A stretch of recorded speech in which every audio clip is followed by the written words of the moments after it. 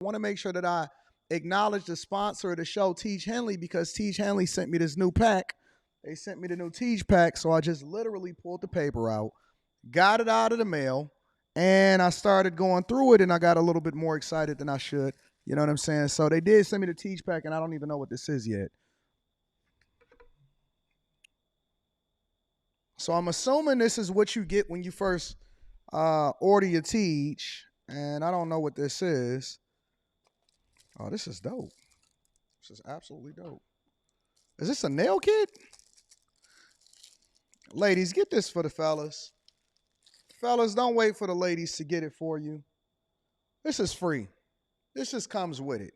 30% off your first order, plus 20% off for life. Literally. Oh, snaps. I didn't know that they were sending it like this. Real talk. So this is the nail kit that they sending you. All right. So now you ain't looking like a dusty. This is a free gift straight from Tiege for the people that ordered the Tiege. They got the small one for the little hands like mine's. They got the big joints for your toenails. And then they got the joints at the bottom too. You know what I'm saying? For y'all that's a little bit more crustier than usual. All right, so that's one of the free gifts that Tiege got inside of the pack. And then, what is this? It says, squeeze a quarter-size amount of Tiege Hanley body wash on the center of the wet bristles. Lather, scrub, rinse, and repeat for the perfectly satisfying wash every time. So that's inside of there also, right? Ooh, I can get my rubber ducky on right here. You know what I'm saying?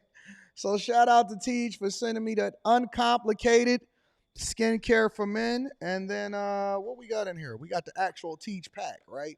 So this is the normal Tiege pack, but then they gave me the supersized joint for the people. They wanted me to show the people exactly what they got when they ordered that first Tiege pack, when you're getting your 30% off your first order, and then you get your free gifts. You get 2 free gifts, and then the 20% off for life. So the 20% off for life is a new thing. And dang, I ain't even got my keys on me to open this up. Maybe I can use the little nail clipper thing. I ain't got to buy no nail clipper for my new joint downtown. And then you get all of the washes, all of the scrubs, all of the AM, the PMs, and all of that stuff. So you got the whole thing inside of there for you to make sure you take care of yourself. But you got to make sure you take care of it every day. Right? We don't want to miss days. We don't want to be looking like dusties. It does not absolve you from being able to make sure that you brush your teeth. Brush your teeth. It don't fix the teeth problem. Don't fix you ironing your clothes. Don't fix you being able to take care of your business. But it absolutely makes sure that your skin is phenomenal, even when you go in between shaves. You know what I'm saying? So shout out to Tiege Hanley. We absolutely appreciate you. Thank you for continuing to hold us down. I might do an official Tiege commercial, but I like just talking authentically to the people.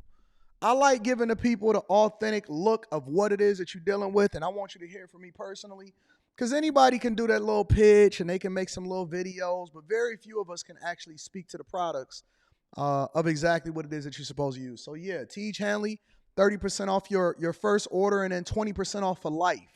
That's the Anton Daniels pack, 20% off for life. Using any other Tiege pack, make sure that you go ahead and let that go. And make sure you tap into the link that's in the description and take care of it, all right?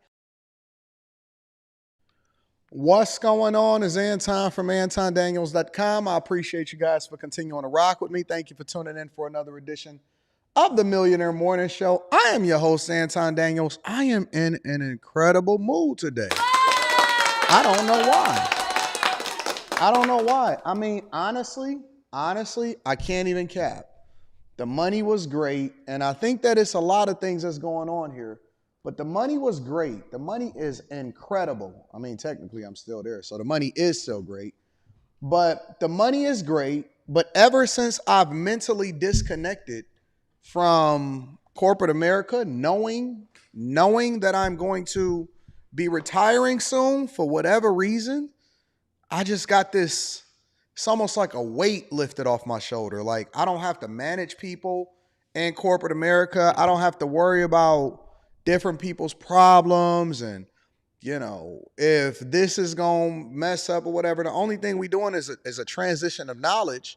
I got to make sure that everything that I know and whatever is happening is going to be making the adjustment. But for some reason, You got the new job at the law firm. Shout out to Marcus Young. I appreciate you for tapping in, Marcus. Congratulations. For whatever reason, I am too. My daughter started 4th grade today. Shout out to Kay Cooper. Shout out to everybody in the chat. For whatever reason, it's almost like I got this bounce to my step. Anybody that has kicked it with me in real life and anybody that's tapped in with me in real life, it's just a different thing, man. I was going through and I was doing stuff that I knew that I had on my checklist. I have a checklist of things, renewal of certain website domain names that I have, and making sure that bookkeeping is updated over here and tax documents is filed over there, and making sure that we get the media kits and all of the updates available. I'm tackling updating the website. So that was supposed to be launched months ago, but we tackling that.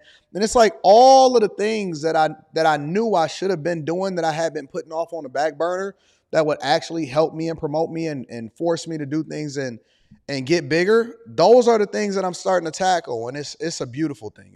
Let me give myself a round of applause. Yeah, I'm going to the gym more. You know what I'm saying? Like, hit the gym early this morning. I'm feeling good. I might do a 2 a day and just do an extra set of cardio, do the Stairmaster later on today or something like that. I don't know. But for whatever reason, I'm feeling better. I laugh more.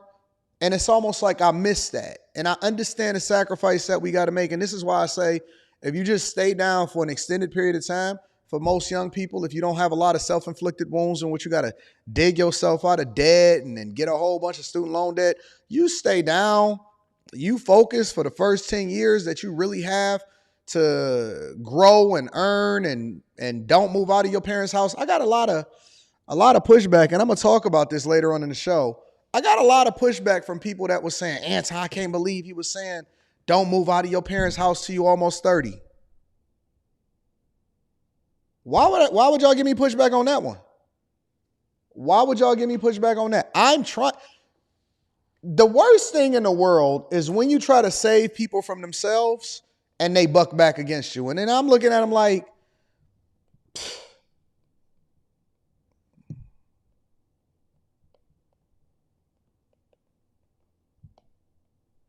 and I'm looking at them like, what is you doing? You know what I'm saying? Like, why would you fight against a person that's actually trying to give you the game? I'm 42 years old. I done seen it all. I done did it all. I done went broke. I done got money, went broke, got money, ran it up, built houses.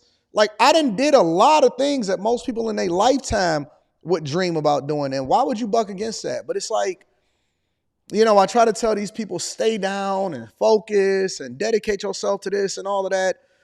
And they just reject it. They fight it. They reject it. They don't want to do the thing that's best for them. And I don't understand it. I do not understand it, but you know how it is. You know how the culture is. You ain't going to learn.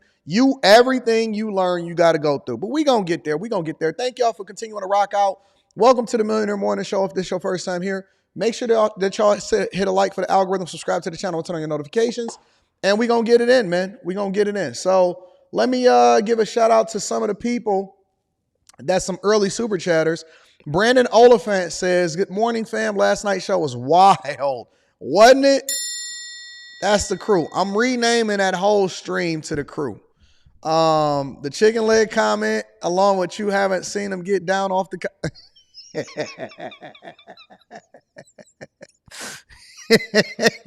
2K came up. Fatty came up.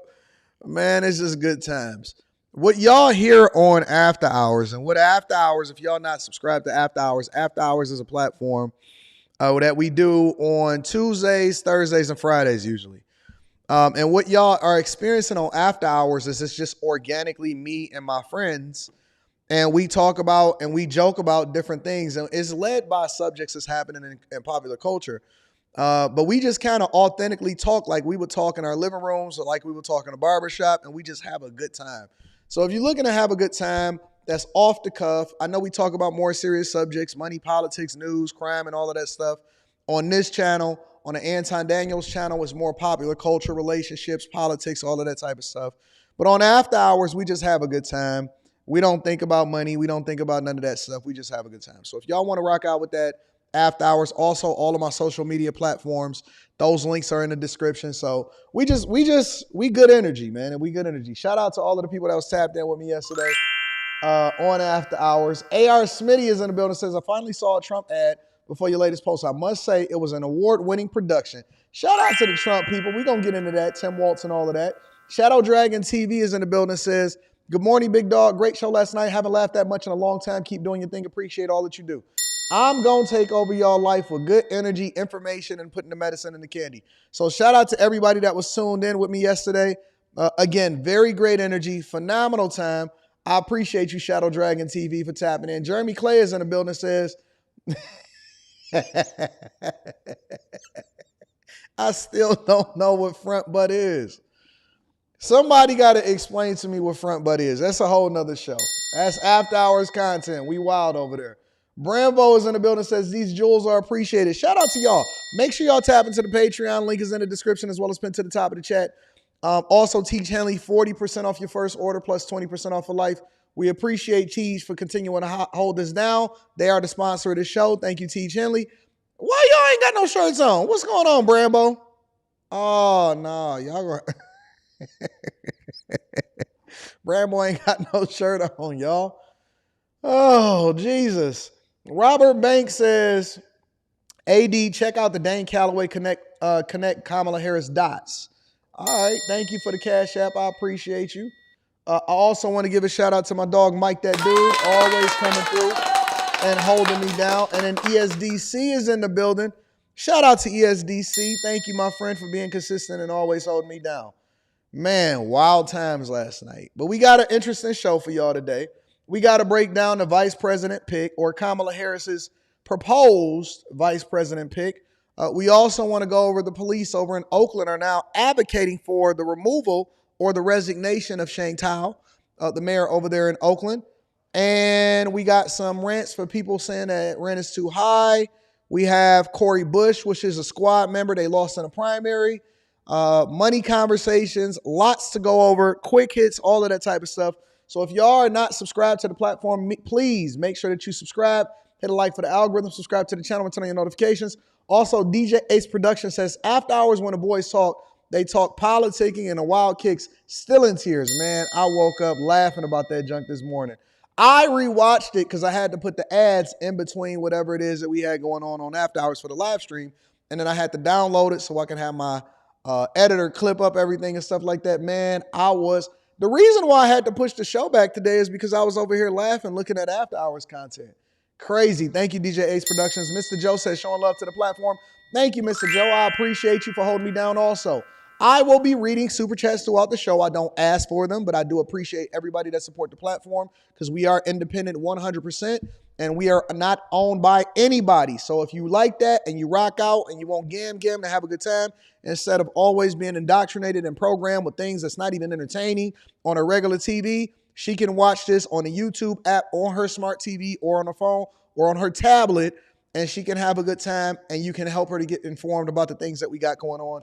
And I guarantee you, no matter what age you are, whether you're 18 or you're 84, you're going to have a good time, all right? And then one last super chat before we get started with the show says, just got married yesterday. I feel like a new man. Shout out to Back Gear Entertainment. I appreciate you. Let me say this also for the new people and the people that just get married. Just a word of advice. Marriage is a marathon. It's not a sprint. Okay, so I know it's almost like becoming a new saint. When we would see people coming to the church and they would get saved, sanctified, and filled with the Holy Ghost, they would be on fire for God, and then they would quickly peter out because they would be running instead of pacing themselves, understanding that this is a long-term play. So first rule of marriage is focus on the things that you like about the person 98, 99% of the time. 1% of the time, focus on the things that you want to change about the person. Let me say that again for the people in the back. I know this is not the marriage side. This is what we talk about on the Anton Daniels channel. But I'm going to give you a piece of advice of a person that has been successfully married for the last 20 years. Focus 98, 99% of the energy that y'all have on the things that you like about the person. And 1% of your energy on things that you don't care about. Take that for what you will. Take that for what you will. That's the first thing. The second thing that I would say is pace yourself. Don't bite off more than you can chew. A lot of times you hear these people on TikTok and Instagram and stuff, and they say, oh my God, he needs to buy me flowers every day. No. Just be consistent. Consistency is the key, and then slowly ramp up. I remember when I first got my chick her first ring, it wasn't even, I don't even think our rings cost $300 together. And then every 5 years I upgraded and I just continued to ramp up. So the goal was never to super impress. The goal was to make sure that you can grow together, all right? So just a word of advice. I know it's a lot of people that out here that think that they can give you relationship advice, but nobody, in my opinion, is more qualified than I am, because I'm going to keep it real and I'm going to tell you exactly what it is. So shout out to Pat Gig Entertainment. I appreciate you. I'm going to continue to read super chats throughout the show. How about we get started with y'all? Quick hits. Quick hits. Quick hits. Quick hits is a segment of the show that we don't necessarily think that we need to dedicate an entire segment to each individual thing that we talk about, but we definitely want to keep y'all in the loop of what's going on across the United States of America. And I will be reading super chats after every single segment, so shout out to y'all. No, Chris Chapman, it's not 95 to 5. It's 99 to 1. 99 to 1, all right? 99 to 1. Focus 99% of your energy on the thing that you like about the person that you're with, 1% on the things that you need to change. All right, let's get started with quick hits, ladies and gentlemen. First things first, a man gets his car stolen from him, carjacked, and then the carjacker ran him over. This is in Chicago. Check it out. We begin with a CBS News Chicago exclusive. A food delivery driver recovering after a carjacking on the job. When he tried to stop the thieves, they used his own car as a weapon. Our Andrew Ramos spoke with the victim and his wife about their ordeal. Duermo con dolor, me paro con dolor. His injuries have left Jabed Gonzalez bedridden. While the pain is excruciating, he tells me it's overwhelming sadness that keeps him up at night. Gonzalez is an Uber Eats driver, a gig he's had for about a year that helps to support his family, including his 1-month-old daughter, Emma. It was last Monday, July 29th, when he was making his final delivery of the night in the 900 block of West 19th Street in Pilsen, when he left his vehicle running as he made the drop-off. Veo que se acerca un carro. Grave mistake, buddy. Grave mistake. Let me tell you something. I don't even leave the car running when I'm vlogging right in front of it, sitting on top of it. Let me say that again for the people in the back. I don't even leave my car running when I'm next to the car. When I get out the car, the keys come out with it, the car turns off, the whole 9 yards. Push button to start, all of that. I do not, under any circumstance, advise people to leave the car running. Grave mistake. And it doesn't mean that you're not supposed to be, but you got to be able to recognize the environment that you're in. He says he saw a vehicle pull up to the side of his car when a man got out and popped into his red Hyundai Elantra, thinking about how it was his only... Let me say this also. How are these people inside of the United States of America operating and they don't speak no English? I don't understand that. Even when you go down to Miami, which I understand Miami, cocaína, and bro, you can go into certain segments of Miami and they don't speak no English whatsoever. They are 100% Spanish. I don't understand that. That is weird to me. How is that possible? Anyways, let's get to it. Way to make money. Gonzalez quickly reacted, running toward the car and jumping on the hood. Y esta persona empieza a acelerar durísimo. The offender, he says, accelerated and took off while Gonzalez screamed for him to stop. When the man stopped, Gonzalez fell to the pavement. That's when the carjacker struck him with his own car. So he stopped, you flew off the car, and then he took off and he was like, shattering his right ankle. That's crazy. Surveillance footage obtained by CBS News Chicago shows the Hyundai Elantra speed away from the scene. Moments later, cell phone video shows Gonzalez's wife and sister arrive as he is placed into an ambulance. Look at her going crazy. He'll be all right. He'll be all right. He ain't lose his life. At least he got his life. Don't worry about it, baby. Hey, hold on. And these women, y'all need to calm down. Don't y'all know that when y'all show up and y'all hysterical and y'all losing y'all mind and y'all interrupting the EMS and the police officers from being able to do their job, don't y'all know that y'all make things worse? There's nothing worse than a hysterical woman. Dog, if I ever get into a situation or a problem, I'm going to just wait till I get out the hospital and then I'm going to call a woman and be like, hey, listen, this is what happened. So that when they go crazy, I'm going to be like, oh, no, I'm already all right. I'm out of the hospital. Why you ain't called me? Because you hysterical and you can't control yourself. they be screaming and jumping up and down and falling out and fainting and all of that stuff. Dog, you making the situation worse. You're interrupting the EMS from being able to effectively do their job and save my life. Calm down. Ladies, fellas, and when y'all get into a situation and you in Chicago and you getting carjacked because you left your car running, don't call a woman when you get your ankle shattered and ran over, because she gonna go crazy. He's the one that would take care of us, physically, emotionally, mentally, financially. His wife Shay is about to start a new job, and now that Gonzalez can't walk on his own and has no car, the family is left in limbo with limited income, as they already have their hands full with a newborn. A GoFundMe page has been set up to help them in the meantime. Esto no se le hace a nadie. And the message for those who did this: may God forgive you, he says. Heck no. Listen, nowadays in 2024, forgiveness is out the window. Let me say something. You can't be forgiven if you don't ask for forgiveness. That's the part of the Bible that they didn't tell you about. Let me say it again for the people in the back. Let me move my mic up. We so quick to forgive, but they're not asking for forgiveness. I can't forgive you if you're not sorry about it. Now, I know that we pray this, and this is not the part that the preacher ain't going to teach you, but I'm going to teach you this, because this is the additional context. You can't be forgiven if you haven't asked for forgiveness and you're not sorry about what you did to me. Now, I am required, because if I want to be forgiven according to how I forgive people, then, I want that grace on my life. But you can't be forgiven if you ain't sorry about it. If you still riding around in my car and I can't feed my family and I got a shattered ankle and I got a newborn baby and I was trying to take care of my business, I can't sit here and offer you grace and mercy when you still joyriding in my car. We just a little too forgiving for my taste. I didn't read the part where they actually asked for forgiveness part. In order to be forgiven, you actually got to be sorry. You got to be sincere in what it is that you do that you did wrong. You got to make that right. Absolutely, I'll forgive you if you're going about having changed behavior and you actually sorry, because the best form of being sorry is to do things differently. So I can extend grace, especially if I want to be forgiven according to how I forgive other people. That's what forgive us our debts as we forgive our debtors mean. But let's be clear. You gonna have to ask for it. But if you still out here robbing people, I can't forgive you for something. I'm not a precog.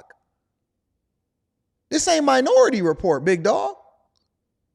I believe in vigilante justice and forgiveness according to how you ask for forgiveness and change behavior. But I'm not just gonna be sitting out here giving out random forgiveness cards. That ain't how this working no more. We not doing that no more. In order for you to be forgiven, you're gonna have to understand that you did something wrong. In addition to that, shout out to him, and I hope everything goes right.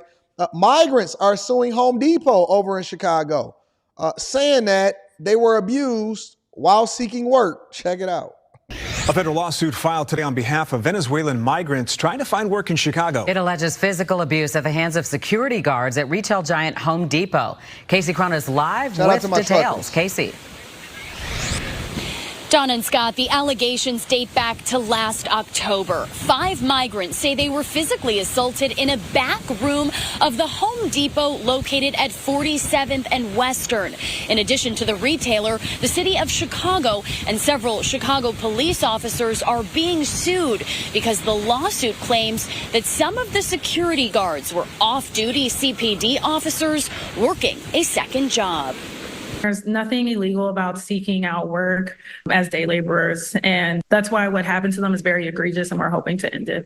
Like many other home improvement stores across the city and suburbs, day labor work is as old as the city of Chicago. It's common to see new arrivals who are looking for work wait near the exit of this back of the yards Home Depot. But for those of y'all that's not familiar, I know my ladies, the only women that I see going to Home Depot is those that's trying to get picked up by a guy that's out here fixing up his home.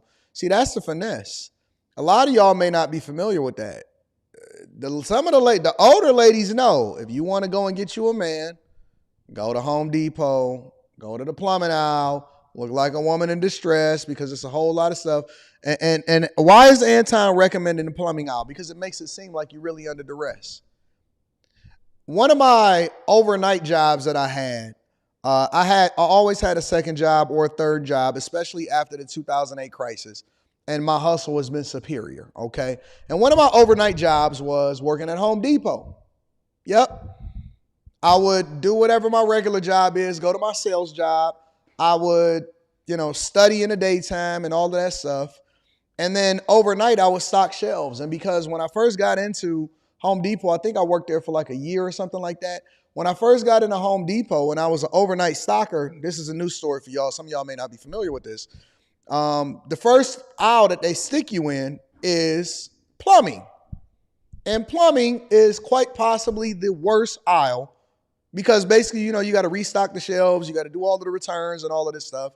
And plumbing is the worst aisle for you to be in, right? And the reason that they always suck the new guy in plumbing is because, A, it's a million different pipes that look the exact freaking same. It's a million different plastic and metal pipes and copper pipes that look the exact freaking same. You can spend an hour, if you don't know what you're doing, trying to find one little piece to go in this particular aisle. I hated it. I absolutely hated it. But I learned to appreciate it because I learned a lot about plumbing simply because I had to work it, right? I had to work it. And on top of that, all of the returns, people would be returning trash product. So they'd go out there and put in the part, or, it'd be some dirty part or something like that. And then in order for Home Depot to try to save money, they trying to put that part back in the aisle or something like that. It was the worst ever. But when you walk over there, ladies, and you go into the return aisle or you go into the plumbing aisle, you're more likely to get help because it seems like you really don't know what you're doing, because you're in an aisle where it's 1,000 different parts and you really don't know what you're doing. All right, that's finesse for y'all. But that's not what the point is of this story. The point of this story is, if you go to any Home Depot in most major cities or in the suburbs, more than likely you can find you a day laborer, or you can find you an illegal migrant that's looking to get paid under the table, or people standing around looking to get picked up so they can do some work for you. And they're willing to get in the back of the truck and ride out, especially down here in Texas. And they be waiting on somebody to come up there and give them a job and give them an opportunity to make some money. So they stand around in the exits, or they stand around the parts of the Home Depot, and they looking to get some money and get an opportunity to get some work done. So this is what this is, okay? A new lawsuit filed in federal court on behalf of the Latino Union of Chicago and 5 migrants alleges mistreatment, abuse, and a violation of their rights by on-site security. One man, the suit states, was punched in the stomach, kicked in the knee, and thrown to the ground. Another migrant struck in the face and ribs.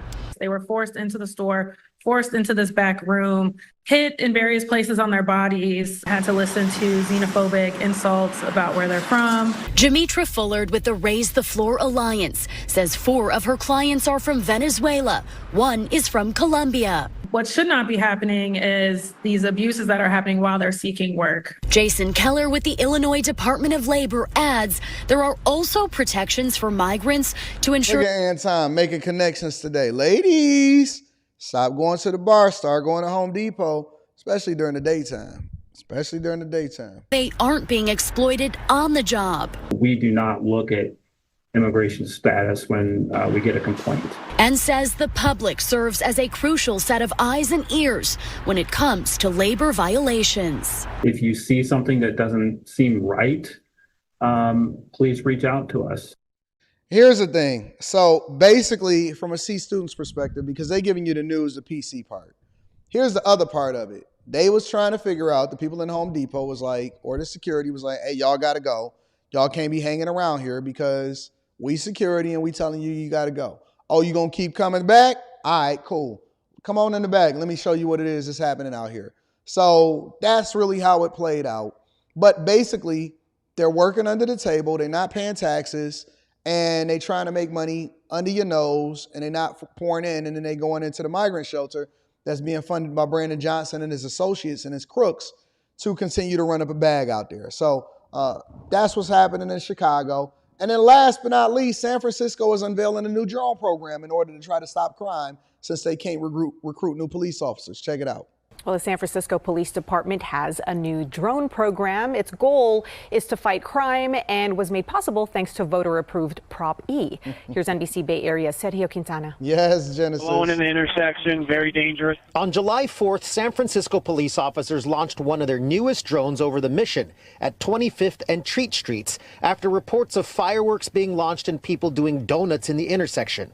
Officers then used the information it provided to mobilize a ground team of officers and break it up. So we're going to start moving this out. We got the momentum now. Let's roll. It's one of several examples Police Chief Bill Scott pointed to today as he looked to help the public understand the new tech his department has and how they use it. He also shared video of this July 27th incident of an SUV burglary in progress. The getaway car being used was detected as being stolen by the... And that's a normal thing, a normal occurrence. They run around and they look in the windows of your car to see if you got any valuables or if you got any luggage in the back. They bust out your window, steal your luggage, jump out, and then ain't no police officers to chase them down. Department's plate reader cameras. Our officers then spotted the vehicle. Drone was put into play to track that vehicle, and we were able to then see them committing even more crimes, and we were able to apprehend them. Officers used a spike strip to disable the car and ultimately made arrests. District Attorney Brooke Jenkins says the video officers' capture of these incidents and arrests is also key to filing charges and ultimately getting convictions. As a trial lawyer, I tell you, jurors in 2024 expect to see what happened. They don't just want to be told by a police officer what they saw or what their perspective is. Defense Attorney John Hamasaki, and former member of the Police Commission, says while the tech may seem great, using drones can raise some civil liberties concerns. An example of that would be the use of drones to monitor protests or other First Amendment activity. There we go. Listen, San Francisco needs all of the help that it can get. San Francisco needs all the help it can get. We not worried about your civil liberties. Do y'all want crime to stop or not? Oh my God, it can stop the protests. It can stop your civil liberties. We don't want drunk. Listen, it's coming. Technology gonna be all over y'all cities. Cameras is gonna be capturing everything that y'all do. They can already figure out exactly where you've been based off of your cell phone towers and where you walking around with your Apple Watch and your phone and your iPads and your rings and all of this stuff. It's coming. It's coming. It's going to happen. They already got shortages of police officers, and they're solving for it with technology. He did applaud the department's policy of purging any video from a large group event that the department monitors as part of a safety surveillance operation. Unlike many big cities in the U.S., San Francisco hasn't had a helicopter support division of the police department for more than 20 years. So the police chief says this drone program fills a very big need for the department. Chief Scott says the new drone program is also safer and less expensive than other departments' helicopter divisions. You're not investing nearly as much in the equipment. You're talking about, a few $1,000s, if that, as opposed to, 7 figures or more for a helicopter. Right now, SFPD has 6 drones and is planning on getting more. In San Francisco, Sergio Quintana, NBC Bay Area. Ladies and gentlemen, that is your quick hits. All right. First, I want to give a shout out to my rich friend. Shout out to Chris James. Chris James out here holding me down on Cash App. Shout out to my rich friends. I appreciate y'all. Let me read some of the super chats. Pat Gigatainment says, I just got married yesterday. Feel like a little new man. Shout out to Pat Gigatainment. Amen on one says, good morning, AD. Have you heard anything about the inside of the mouth? After hours conversations. Foxhole 99 says, bad news, another black job lost. Cori Bush. Oh, we going to get to that. I got that in the lineup. We going to definitely tackle it. Anthony Bohm in the building says, great morning, bag chasers. I salute to you, AD. Salute to you, Ant. Thank you for rolling out with me and rocking with me. Kay Cooper says, Anton and Rita Daniels should be on a Dear Wifey future. Yeah, right. I'm going to just tell you right now. Look, I'm very particular. Kay Cooper. Look, I'm very particular because I don't understand, and I know that y'all like all of this stuff. Y'all come from the soap opera era, all of that. I personally, Kay Cooper, do not understand how people have platforms. Well, yeah, I do. Because it's a money play. It's a money play. But I don't understand. It's almost like I don't understand a life coaches that's 20 years old. Or in an instance of different people that we've reviewed on this platform, people that's giving credit card advice or financial advice and they in debt.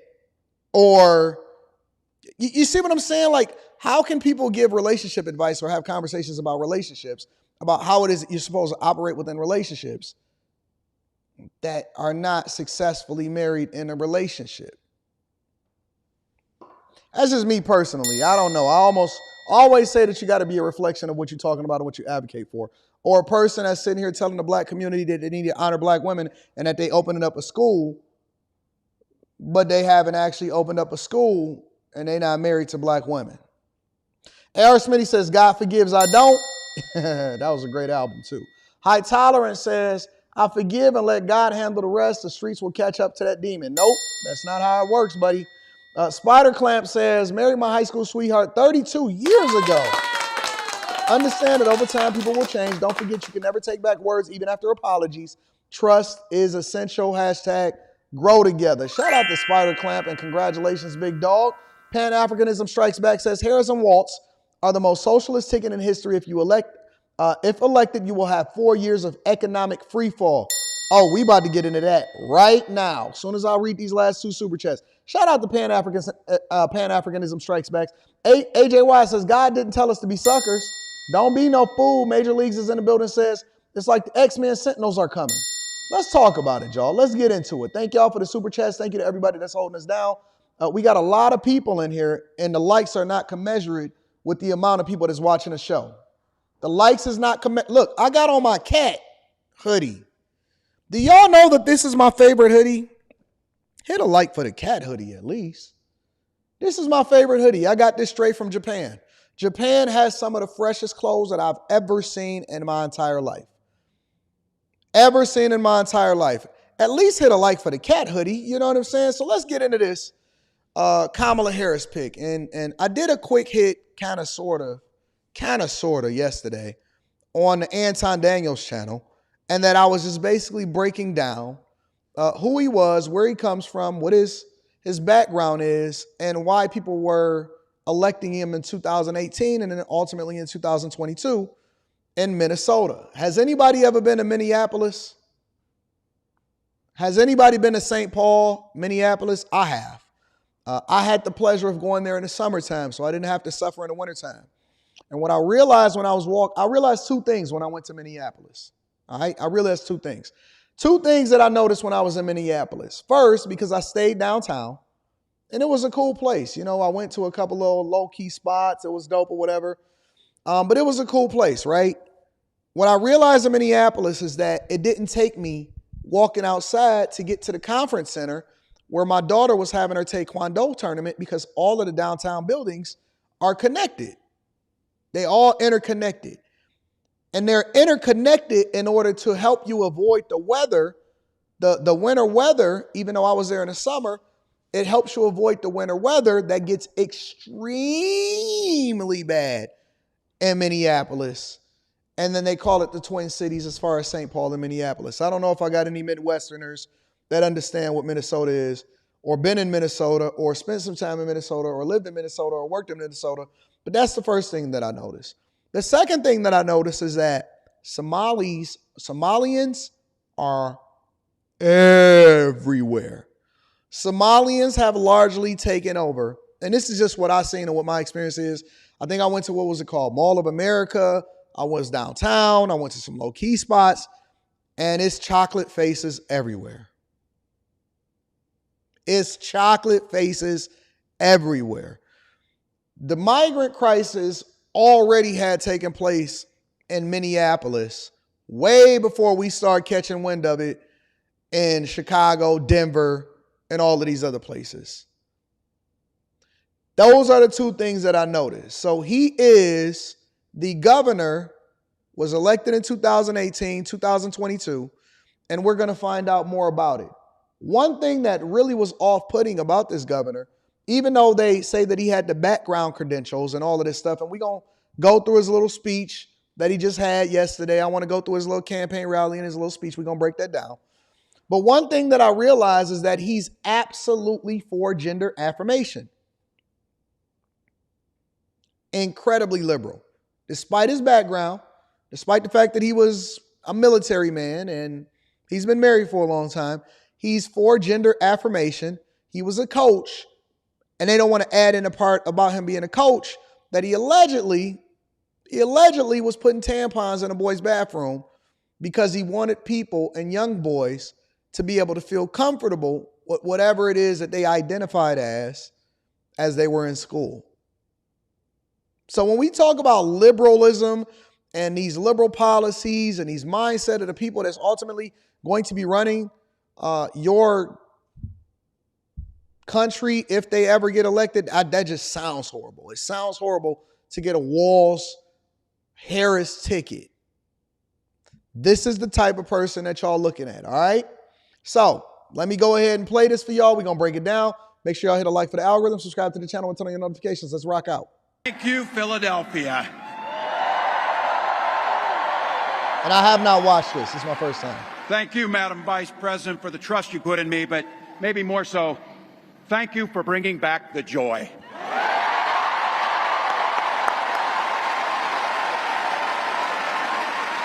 I'm thrilled to be on this journey with you and Doug, this incredible journey. And Pennsylvania, I know you know this, but my God, what a treasure you have in Josh Shapiro.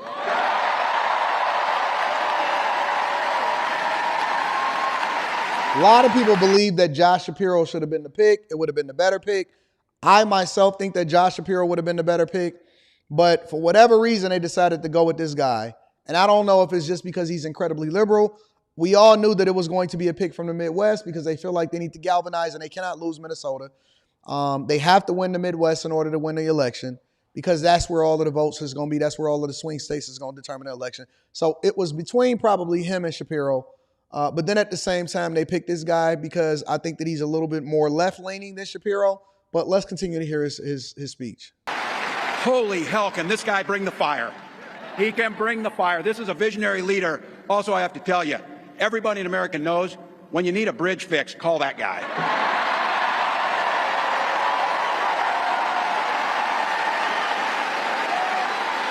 And I think sometimes we forget and you see people a little one-dimensional, but seeing a guy who cares so deeply about his family, a man with compassion, vision, and I'll have to tell you this, I know this from experience, there is no one you would rather go to a Springsteen concert in Jersey with than him, than that guy. So we got the cringe ticket, basically. The bad joke cringe ticket.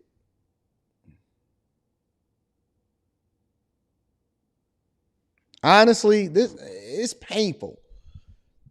This is one of the...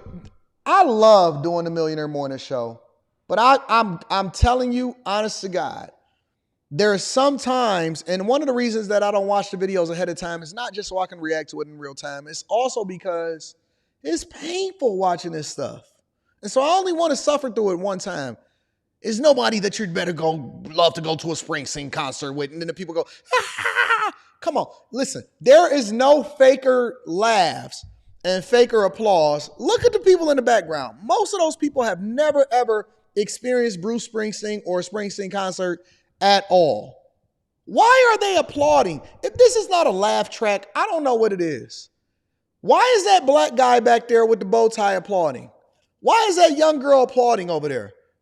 Springsteen? There's nobody that you'd rather go to a Springsteen concert with. Cue the laugh track and throw up the... Stop, bro. Stop. Stop. Roots. And I can't wait for all of you and America to get to know my incredible wife, Gwen, a 29-year public school educator.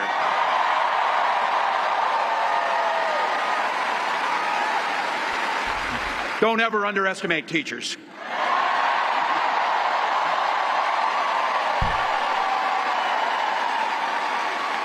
And our two beautiful kids, Hope and Gus.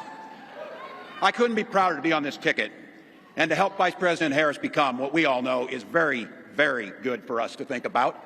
Next President of the United States of America.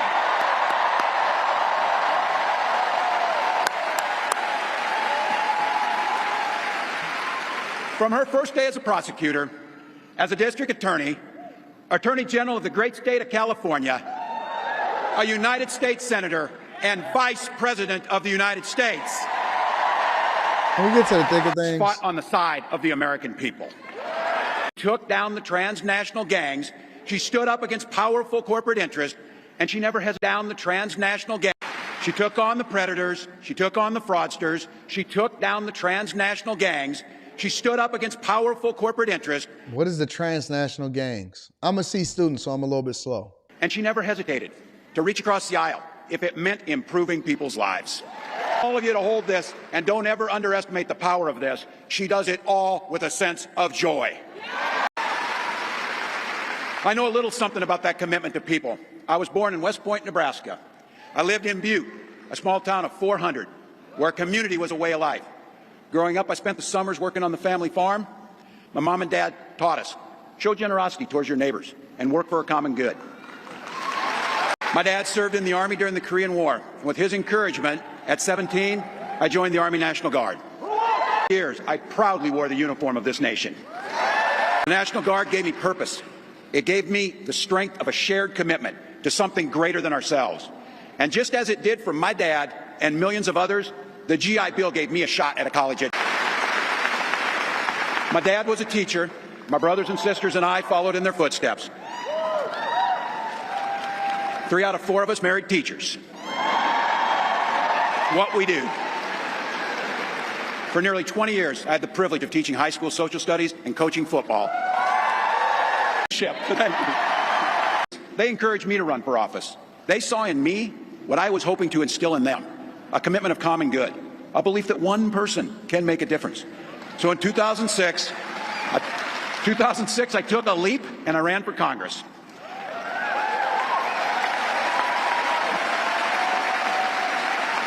And because high school teachers are super optimistic, I was running in a district that had 1 Democrat since 1892. Well, my neighbors graced me with an opportunity to represent them in the United States House of Representatives.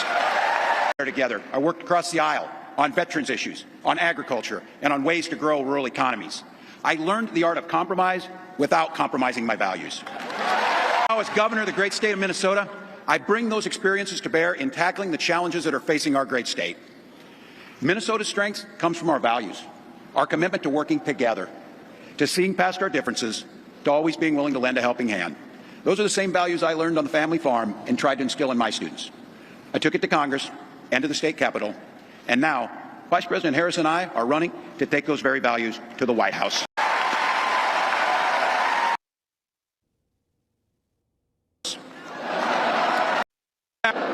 First of all, he doesn't know the first thing about service. He doesn't have time for it because he's too busy serving himself. Again and again and again, Trump weakens our economy to strengthen his own hand. He mocks our laws. He sows chaos and division. And that's to say nothing of his record as president. He froze in the face of the COVID crisis. He drove our economy into the ground. What is with all of this misinformation that's happening up here? So y'all could just, wait. Listen. I understand when vloggers and the media and all of them, they spin a narrative in order to make money and all of this stuff. Thank you for the super chats. I'm going to be reading the super chat shortly. What is all of this misinformation that's being spewed by these potential politicians for president and vice president of the United States of America? When was our economy trash? When was he self-serving when it came to the decisions that he made when he was in office from 2016 through 2020? What are they talking about? See, and you know what's so funny? Where's all of the fact checkers that say that they out here checking to see if these people are accurate? Nobody, and I mean nobody, and when I say nobody, I mean nobody, was missing out on a bag for those 4 years. 0 people missed out on the bag for those 4 years. We were thriving. It was booming in the stock market. It was booming for jobs. It was booming in our neighborhoods, and it was booming when it came to having multiple different positions, and we was working from home, and we was getting to the money. Now, everybody is required to go in. You're making less money. You got to work at McDonald's. You got to have 3 and 4 jobs to even be able to survive whatsoever. Inflation is out of control. And you got migrants standing at Home Depot and suing Home Depot. I didn't even know that they had the ability to sue Home Depot. And you're not even a citizen of the United States of America. What is up with all of this misinformation, man? And make no mistake, violent crime was up under Donald Trump.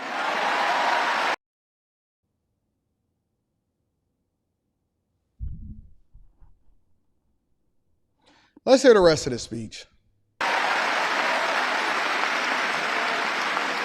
That's not even counting the crimes he committed. Called election interference.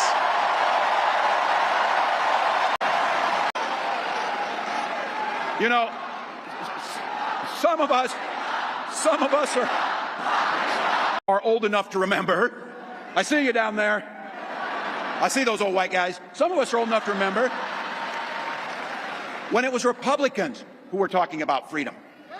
It turns out now what they meant was the government should be free to invade your doctor's office. Look. They're not going to talk about immigration. They're not going to talk about policies that actually help Americans. They're not going to talk about money. They're not going to talk about the economy. They're not going to talk about inflation. They're not going to talk about us being in all of these proxy wars. We in like, 5, 6 proxy wars now? And now we firmly entrenched just recently with Iran in order to be able to support Israel and more things that we can't even protect our own borders. They're not going to talk about, you know what they're going to talk about? Doctor's office, abortion, gender affirmation. They trying to stop you from loving who you love. In Minnesota, we respect our neighbors and their personal choices that they make. Even if we wouldn't make the same choice for ourselves, there's a golden rule. Mind your own damn business. The government should not be involved in all of this, and we should not be funding this foolishness. Chanting, mind your own damn business. That feels good, so thank you. Look, that includes IVF, and this gets personal for me and my family. There we go. When my wife and I decided to have children, we spent years going through infertility treatments. And I remember praying every night for a call for good news. The pit in my stomach when the phone rang, and the agony when we heard that the treatments hadn't worked. So it wasn't by chance that when we welcomed our daughter into the world, we named her Hope. When Vice President and I talk about freedom, we mean the freedom to make your own healthcare decisions. And for our children, hey, stay on code, follow the script. Be free to go to school without worrying they'll be shot dead in their classrooms. And this is the trope, and this is the play, and this is who he is. When we say liberal policies and liberal mindsets, they are spinning a narrative to say, and our children should be able to go to school without worrying about getting shot in their classrooms. Stop, family. Gender affirmation has nothing to do, zero, zilch, nada to do with whether or not you are going to be harmed inside of your classroom. Stop it, bro. Stop it. Listen, man, y'all better wake up. Y'all better wake up. Open up your eyes. Wake up. Wake up. Wake up. Wake up. This is a finesse. This is a finesse. Wake the heck up. They trying to make sure that your children is not the same thing that they got going over in California. Recently passed a law in California to where your child can go to school and say that they are whatever it is that they want to be are. They could be a biological male. Say that they feel like they're female. Teachers and the staff is going to support it. And it's no requirement to let the parents know. We are in a space now. I remember when I was going up school, the teacher was an extension of the parents. And if you got in trouble at school, you was going to get it double at the crib. That's a fact, though. Shout out to Miss Brunner. 2nd grade was no joke. Went to school with a lot of welts on my back, but I was well behaved. I had some Jodeci boots. Yes. Forever, my lady. It's like a dream. I'm holding you close, keeping you warm. I had my Jodeci boots on. Yes, I did. And I had some welts on my back because I had got smart with Miss Brunner. Shout out to Miss Brunner. Your teachers was an extension of your parents. And if they had to send that peak slip home, or if you got that phone call, woo, had my Jodeci boots on and them welts on my back. And my dad was like, and don't make me take your boots back. Took my boots, gave me some Stadias and some XJ900s. Every time that I went to the hole, I was sliding.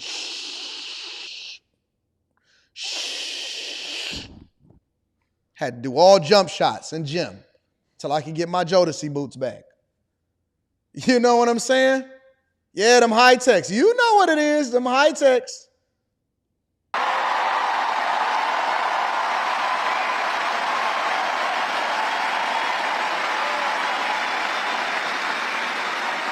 By the way, as you heard, I was one of the best shots in Congress, but in Minnesota, we believe in the Second Amendment, but we also believe in common sense gun violence laws. Same talking points year after year after year, bro. Vice President Harris' idea of freedom is a ticket for education to be that ticket to the middle class, not crippling debt. Air that's clean, water that's pure, communities that are safe. Notice how they're not talking nothing about the things that's meaningful to Americans. Jobs, the economy, wars that we in that's going away from, the funding that's being taken away from our communities, and immigration into our country and protecting our borders. They never, ever, ever, ever, under any circumstances, address the real problems that's happening inside of your communities.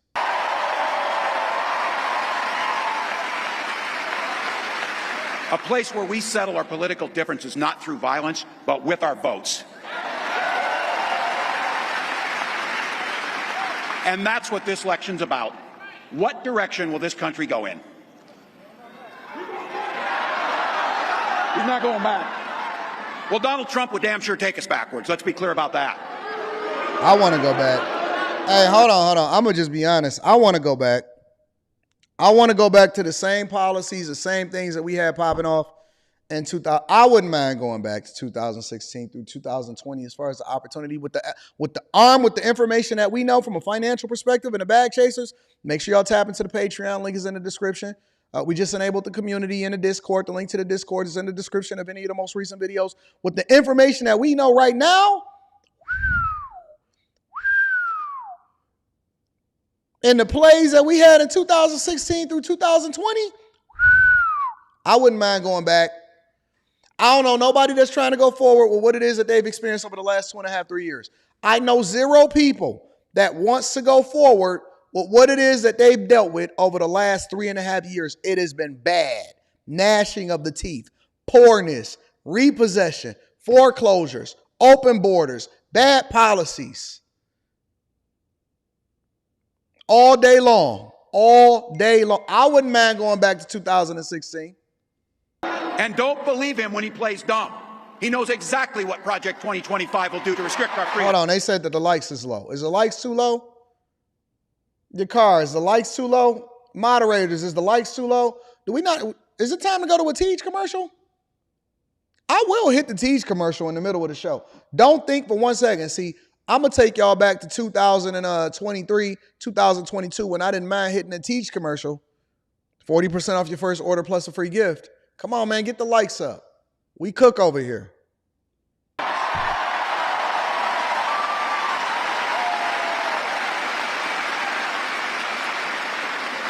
To rig the economy to help the super rich.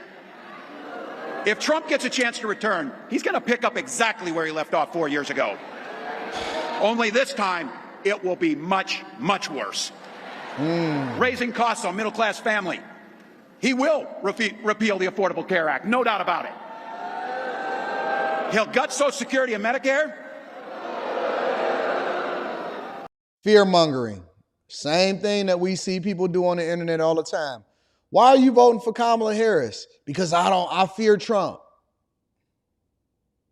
Didn't you thrive at that time? And when somebody tells you they believe him. He said he'd ban abortion across this country, and he'll do it, whether or not Congress is there. That's not what he said. It's a lie. Hey, fact check. That's not what he said. He did not say that he would ban abortion across the country. He said he would give it back to the states to make the determination within their own borders. that it's supposed to be on the states. It's not supposed to be the federal government's job to meddle in people's business. That's not what he said. Hey, man, y'all better wake up and start understanding exactly what these policies are, exactly what the politicians are saying, and what they stand for. Donald Trump's not fighting for you or your family. He never sat at that kitchen table like the one I grew up at, wondering how we were going to pay the bills. He sat at his country club up in Mar-a-Lago, wondering how he can cut taxes for his rich friends. Or maybe he did it so that American companies can bring offshore dollars back into the United States of America at a lower tax rate instead of funding other countries. And what's happening? See, if you don't have no understanding, you can't refute this. It's easy to just throw talking points out there to a bunch of people that are ignorant, and it's easily galvanized based off of diversity, equity, and inclusion and bad policies in politics that don't have any understanding of exactly what your record is. See, it's easy to just spew this stuff off when you understand the policies and you're paying attention and you're informed. When you're an informed voter, you are powerful. And I got to tell you, his running mate shares his dangerous and backward agenda for this country.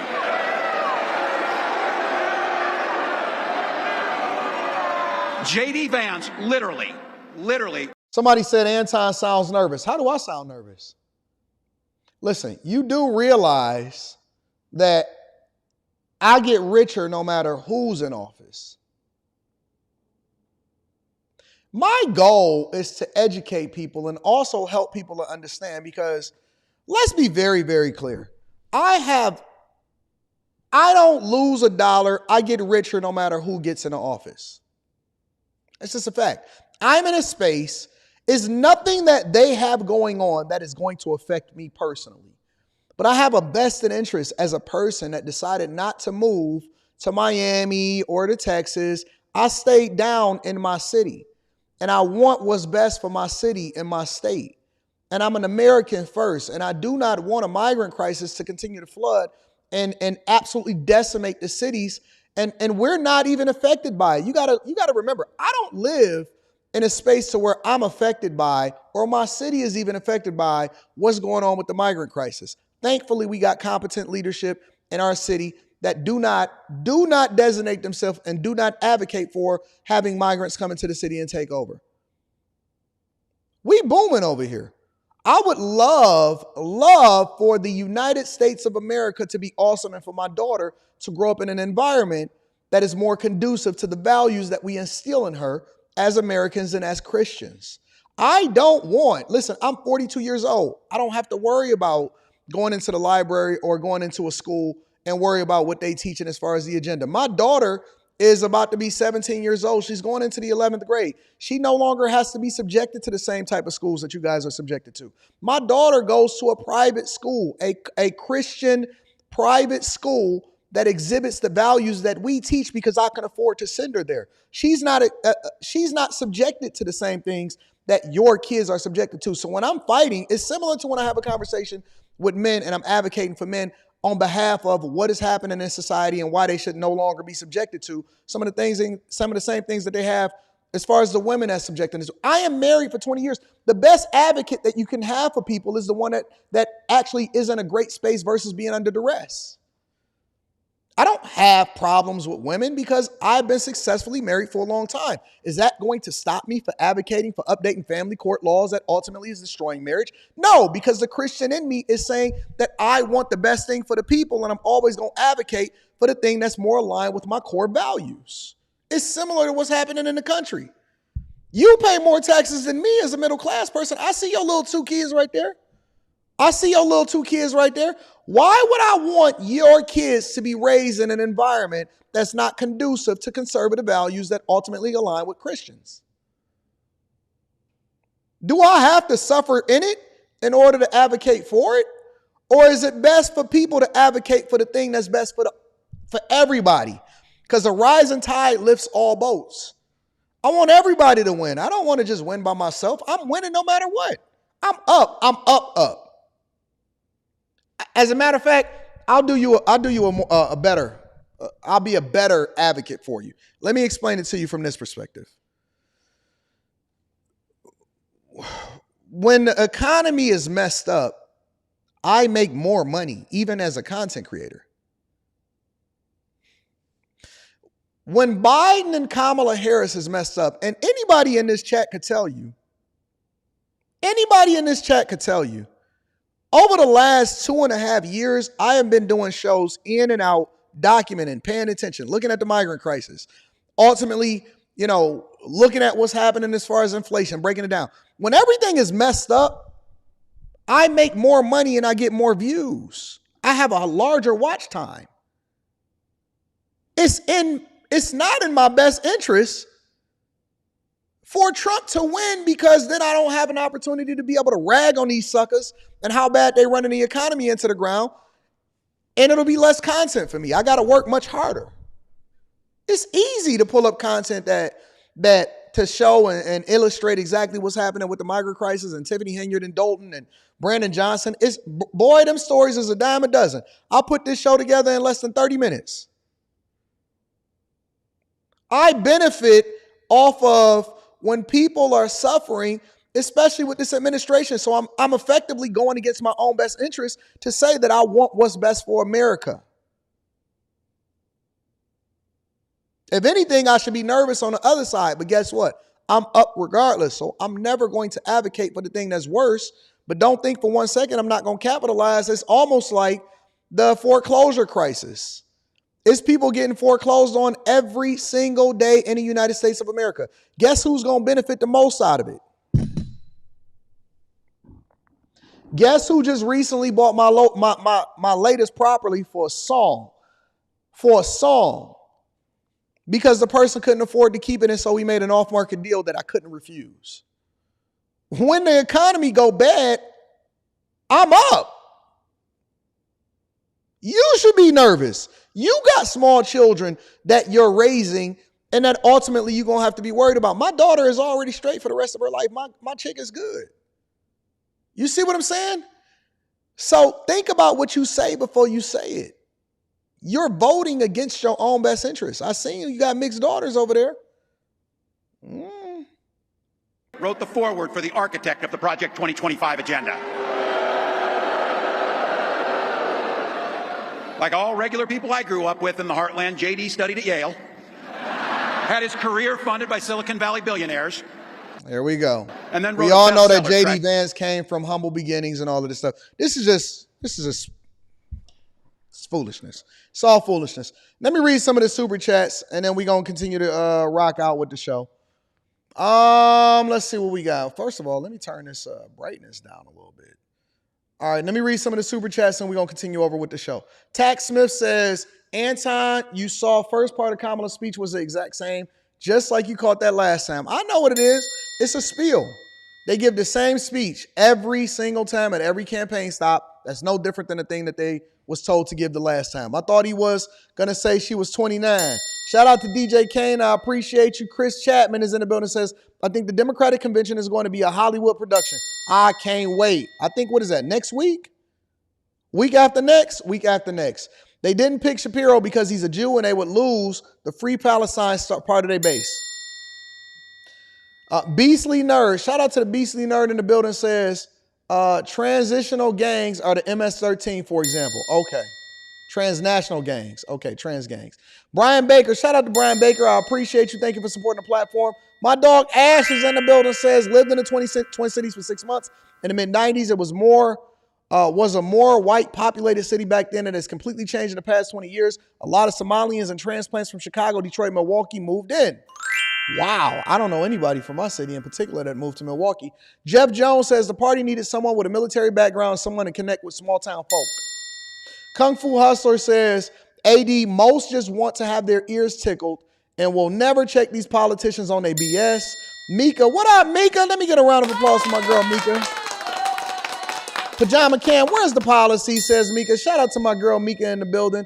Oh, my God. Mika was watching the show yesterday, and we was over there on After Hours. Brian Baker says, if identity politics are so important to the Democrats and their supporters, why did they not choose a person of color if true? Because they already got one. They got Kamala Harris. They got that part of it sold up. They got to get another part of it to try to appeal to the people that is against what it is that she stands for as far as just going with identity politics, right? Literally, we haven't even been 1 month removed from the Biden stepping aside, and it's amazing. Fits 2 new people in with less than 100 days left. Just tell Dems to give up already. I think it's going to be a landslide for Trump, personally. Darday in the building. Shout out to Darday, says his military record is sus, bailed before the deployment. Okay. Do you believe in love and a promise that gives? Shout out to A.R. Smitty with the song for us. Them XJ9000s, Mr. Allen's. No, Mr. Allen's was selling the good stuff. That was Payless. XJ900s and Stadias was sold at Payless, big dog. Yep, right on Livernois and 7 Mile. DT says Pro Wings XJ900s go for $219 on Alive shoes. Jeez. Maybe it's the nostalgia that's doing it. Idris Singleton says they're hoping that the low information voters can get them over the hump. Absolutely no policies at all. They're trying to fear their base into voting for them and keep them on the plantation. Shout out to the plantation, keeping the people locked down. Shout out to Ash. Let me give him a round of applause. Ash says, beware, the entire Harris Waltz ticket will only focus on your emotions. DEI, CRT, ESG, alphabet community, abortion, asylum seekers, racism, climate change, white supremacy, feminism, etc. Hope the Change 2.0 ticket to hell. We're not getting this. There's no way that they can win. There's no way that they can win. Eric Harris says, I'd watch a video. Kamala was asked what's her plan to fix the economy. The woman did not give it a policy. Instead, she replied with word salad. Sadly, people still going to vote not for knowing she doesn't have a policy. It's unfortunate. Will Love is in the building, says, I remember getting whooped in preschool by my teacher. I'm 30 now and never been to jail. I vote to bring back the paddle. I'm with it. Shout out to the paddle. Shout out to Victor Williams, says you have full-time hate watchers in the chat. Let them rock. Let them rock. Vic, listen, the one thing that I always say on a regular basis is I do not believe in censoring people. As long as you are not overly disrespectful, we welcome your feedback. We do not live in an echo chamber. I believe that people should be able to express what they feel, even if it's a different opinion than yours. And so you can absolutely disagree with me. Don't mean that I'm not going to go off on you, but you can disagree with me and you can have a difference of opinion. And I'm also advocating for my moderators to have a long leash to let people get their thoughts off. We do not want to censor people and we do not run from the smoke. Let them get their thoughts off. Let them think what they want to think and let them rock out, all right? In the meantime, we're going to go over to Vivek Ramaswamy's opinion of what happened and the pick, and I want to give his thoughts. So we're just going to spend 10 minutes here, and make sure y'all hit a like for the algorithm, subscribe to the channel, turn on your notifications. Also, Tiege Hanley, 40% off your first order plus 20% off for life. And then make sure y'all tap into the Patreon. Link is in the description. Let's rock. Former presidential candidate Vivek Ramaswamy is here. How does this pick change the dynamic of this race, Vivek? The reality is, to be totally frank, the last few weeks have not been our best, Jesse. This gives us the reset that we needed. This is a gift from on high from the Democratic Party. It is also a lens into how Kamala Harris will govern. Unlike a lot of other people, I don't think Kamala Harris is particularly ideological. I don't think she has far-left ideology. I don't think she has any ideology. But it shows how she's going to buckle to pressure, because this was the first presidential-style decision that she had before her. Do you want a governing agenda of a centrist who I disagree with on a lot of things, but Josh Shapiro, or do you want to buckle to the cave of pressure from the radical left? She made the choice. And so I think this is our best lens to see how she's actually going to govern. The reality is the vice president is far less relevant. He's not going to be the one setting policy. The reason I actually find this decision fascinating is it gives us a lens into the way Kamala Harris makes decisions. And the reality is she buckles to the person who ultimately puts the most pressure on her. That's what we learned today. This was a gift. It resets the race. And I think we are on path back yet, once again, to a victory, because Pennsylvania could back again be in play for Republicans. Yeah, you're right. Let me say this. Vivek Ramaswamy is probably the most well-spoken now politician, former businessman, probably still current businessman, former presidential candidate for the United States of America that I've ever seen in my entire life. This guy can articulate himself without any ums, no gaffes. He just straight up go, and he's probably one of the most intelligent people that I've ever seen run for office. Let me also say that here on, what is this, Jesse Walters? Let me say this. I was supposed to be on here in place of Vivek Ramaswamy. So I was supposed to appear on Fox News on this show, which I don't like to mention it or I don't like to announce it because you never know what's going to happen. But the minute that I already knew yesterday when Kamala Harris had made her VP pick when we was live during the show. And listen, it's a hierarchy.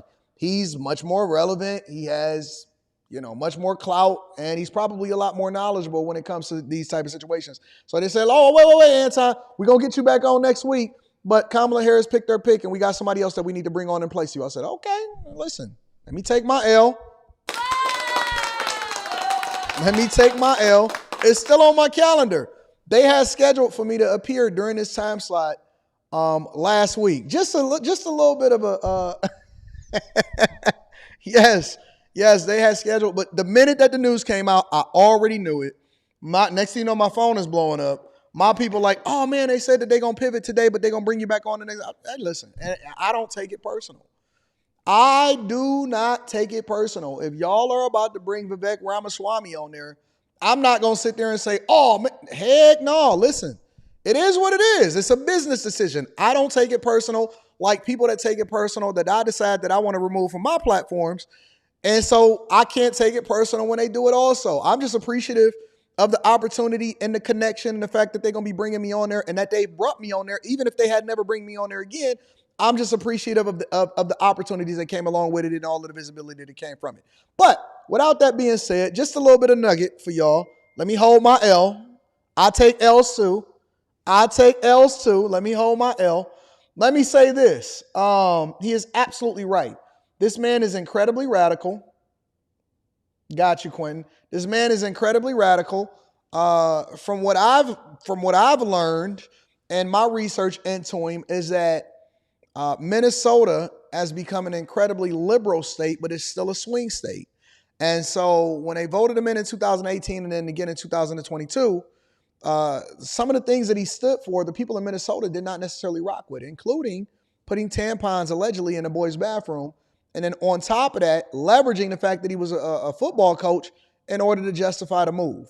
On top of that, gender affirmation, we don't rock with that over here on a conservative view. But I think that Vivek is incredibly insightful, and he's going to bring some more insight as to why this is a bad pick and why this actually probably works in the favor of the Republicans. Shapiro definitely was going to help with Pennsylvania. He doesn't help anywhere. They say he helps with the Midwestern white man. Are they going to buy this guy that wants to give boys tampons in fourth grade? The reality is this is a guy they're pitching in completely the wrong way as some type of Midwestern unifier. First of all, you can't be the unifier while also leading the charge on calling 70+ million Americans weird in his term. And the reality is we have a much stronger case in return if we want to play that game. Boys versus girls, can't define the difference. Boys competing with girls in women's sports competitions, even taking away your gas stoves. He's actually been one of the greatest climate alarmist governors in the United States on the left or the right. So if we wanted to level that charge in return, we have a stronger case. But the reality is he can't be a unifier, but also somebody who's alienating 70+ million Americans as just plain weird, as he calls it. The other thing is it's just one Potemkin village of identity politics, Jesse. The Democrats, it's almost as they don't look at the actual content of the candidates they put up. They realized it had to be a black woman in the vice presidency, now the presidency. That's exactly the reason Kamala got her job. But having checked that box, now they need to revert the other direction, right? Which is a Midwestern, folksy, white guy of a regular type. Mm-hmm. And the reality is when they stop giving positions out on the basis of merit and start using these group quotas in either direction, they end up with the worst of all worlds, and that's what this ticket represents. One of the things that people keep mentioning that I absolutely remember, and I didn't remember him in particular because I didn't know who he was from the governor's perspective, but I do remember in Minnesota burning, they said that he let Minnesota burn in order to continue to justify all of the actions during the Black Lives Matters and during the protests. That he's an advocate for defunding the police. And so all this is literally is identity politics. They brought up a white man. This is a play directly from Barack Obama's book. Somebody in the chat asked me during the last segment, they said, if this is about identity politics, why didn't they just bring up another black person? Because they already got the black vote, A, from Democrats, from being a Democrat in general, and then B, ultimately from the identity politics and women. She checks the boxes when it comes to color, woman, Democrat. They got that already. They don't need to reaffirm that. The people that's going to vote on that is going to vote on that. Now they need The same thing that Barack Obama did in 2008 and then ultimately in 2012. Get the older white man that is liberal as hell, that is willing to have Billy Porter dancing on a White House lawn, that supports gender affirmation, that let y'all cities burn when he shouldn't have let the cities burn in the first place, that ultimately hurt you and your own communities. In the same way that Barack Obama chose Joe Biden is the same way that Kamala Harris chose Tim Walz. It's the same play. They running the same play over and over again. They running the same play over and over again. They're not doing nothing different. This is not new. They're not absolutely just learning it out and running it out or whatever. It's the same play, bro. It's literally the same play. And y'all falling for the okie doke once again and acting like y'all don't understand. It's the same play, bro. Real talk. And I'm amazed that it's so easy for y'all to just fall for this and y'all not paying attention and realizing that they doing the same thing that they did in 2008. Okay, well, listen, she don't poll well as far as policies. She don't really have any real experience as far as, fixing the economy or anything like that. Yeah, she voted on some bills when she was a senator. Yeah, she locked up some black people. Cool, we with it. Yeah, she was over there in the liberal San Francisco and not doing things and withholding evidence. But when you start to question her record as the borders are and try to justify why she did some of the things that she's doing, we need a new face. We need some older white man that is married, that still espouse the same liberal policies, but at the same time, we can use his background in order to justify why he actually is working in your best interest, and he polls well with a different demographic. Let's get the Joe Biden for Barack Obama play. Let's pull that playbook out, and let's do the same thing for Kamala Harris and see if we can check some more boxes. It's the same thing, bro. It's the same play. The Minneapolis riots, that's going to be front and center in this campaign. It's going to be about the economy. But remember in that summer what happened? He let that city burn. He let it burn. He did. And then blamed America for the fact that it burned. Why would she pick someone like that on the ticket? Why? Well, the fact of the matter is she wasn't making a sound decision, but there's three issues that matter in this election, Jesse. Immigration, economy, crime. Facts. On economy, he Hold raised on, let's stop there. It's three things that matter in this election: immigration, economy, and crime. Immigration, economy, and crime. We know on all three that they are failing miserably. Not only are they failing in every single liberal city across the United States of America. They're failing in every single liberal city in the United States of America. It's three basic things. You ain't got to be a expert on policy and understand all of the different governments and branches and all. You don't have to know none of that. Let's just stay right here with the facts. Economy, crime. Economy, crime. Economy, crime. Because I know a lot of y'all are not experts on immigration, but on a basic, we already know that they let all of these people into y'all cities. Like, that goes without saying. That's not even something that's new. Economy and crime. The defund your police advocates, and whether or not you actually make money, feed your family, and can survive and ultimately not depend on the federal government to forgive your student loans in the future. taxes shows you what he thinks about economic growth. On immigration, he wants to build a ladder over the border wall and give free health care and taxpayer-funded subsidies to migrants. And on crime, that's really where the George Floyd riots come in. This is not turning America into St. Paul or Minneapolis. I've seen this all throughout the cities. It was all white people that was out there covering up their faces, knowing that your cities was going to burn and they was going to go back out to the suburbs in order to live their quiet lives when it was all over with. But they wanted to feel included and take pictures by the different cars that they was burning up, and also say that they was a part of something in their future to their grandkids. That's what they want to do. We say no. We have a clear choice to do it in the ballot box in November, and I think this is now our race to lose. Let's step up, focus on our agenda, and if we do, we win this thing once again. I think that Vivek is absolutely correct. Vivek is absolutely correct. And I think that more Americans need to pay attention to the things that actually affect them, not the things that they feel about the different candidates. Let me read a couple of these super chats and we're going to go over to the next part of the show. Florida Panoramic says, doesn't it feel good to pay less? That was a slogan. A lot of I think, didn't Payless go out of business? Everybody thought that they was going to go in, I don't know. David Williams says, just learned that Walz abandoned his battalion after learning they would be deployed to Iraq in 2005, and he told them he would go, then retired. Interesting. I didn't know that. I'll deep dive into it. Mars says Trump is literally fighting against the machine. That's what Vivek said. Patrick says he changed the state flag to look like the Somalian flag because it's taken over by Somalians over there. And Levi Apparel says, Anton, YouTube is killing me while you're talking. The commercial was about duct tape. Pay me my money. They sending a message. Whatever you doing, keep at it.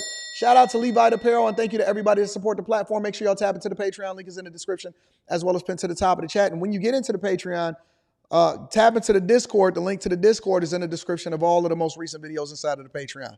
Let's pivot, y'all. So, squad up. Squad up. Cori Bush, squad member, largely considered to be a finesser. Why is she a finesser? Well, you're going to find out shortly. If you didn't know, you're going to find out today. Make sure y'all hit a like for the algorithm, subscribe to the channel, and turn on your notifications. Talk about losing, and you lost in a primary. You lost in a primary. Cori Bush has been saying all these things about Gaza and falsely claiming that there's a genocide. None of that is true. But while she's focused on that, she hasn't been focused on her district. So she may lose not just because of her pro-Hamas stance, but also because the person who's running against her, a St. Louis County prosecutor, is pointing out that, look, this woman is for defunding the police while she's paying for hundreds of thousands of dollars of private security. And by the way, the Department of Justice is investigating whether there's corruption there because all of the money is going to her husband. Wait. All of the money is going to her husband. All of the money is going to her husband. So who were the squad members? Who were the squad members? They had one man and three women. Rashida, Jamal,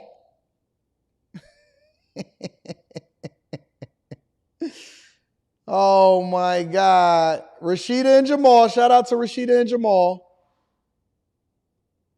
Cori Bush, another squad member, is losing to Wesley Bell. Actually, it wasn't Jamal. Was Jamal a squad member? Yep, Jamal Bowman. Jamal Bowman was the first squad member to lose a primary this year when moderate Westchester County Executive George Latimer defeated him in June. Nearly $25 million was spent on ads, making it the most expensive primary in the country.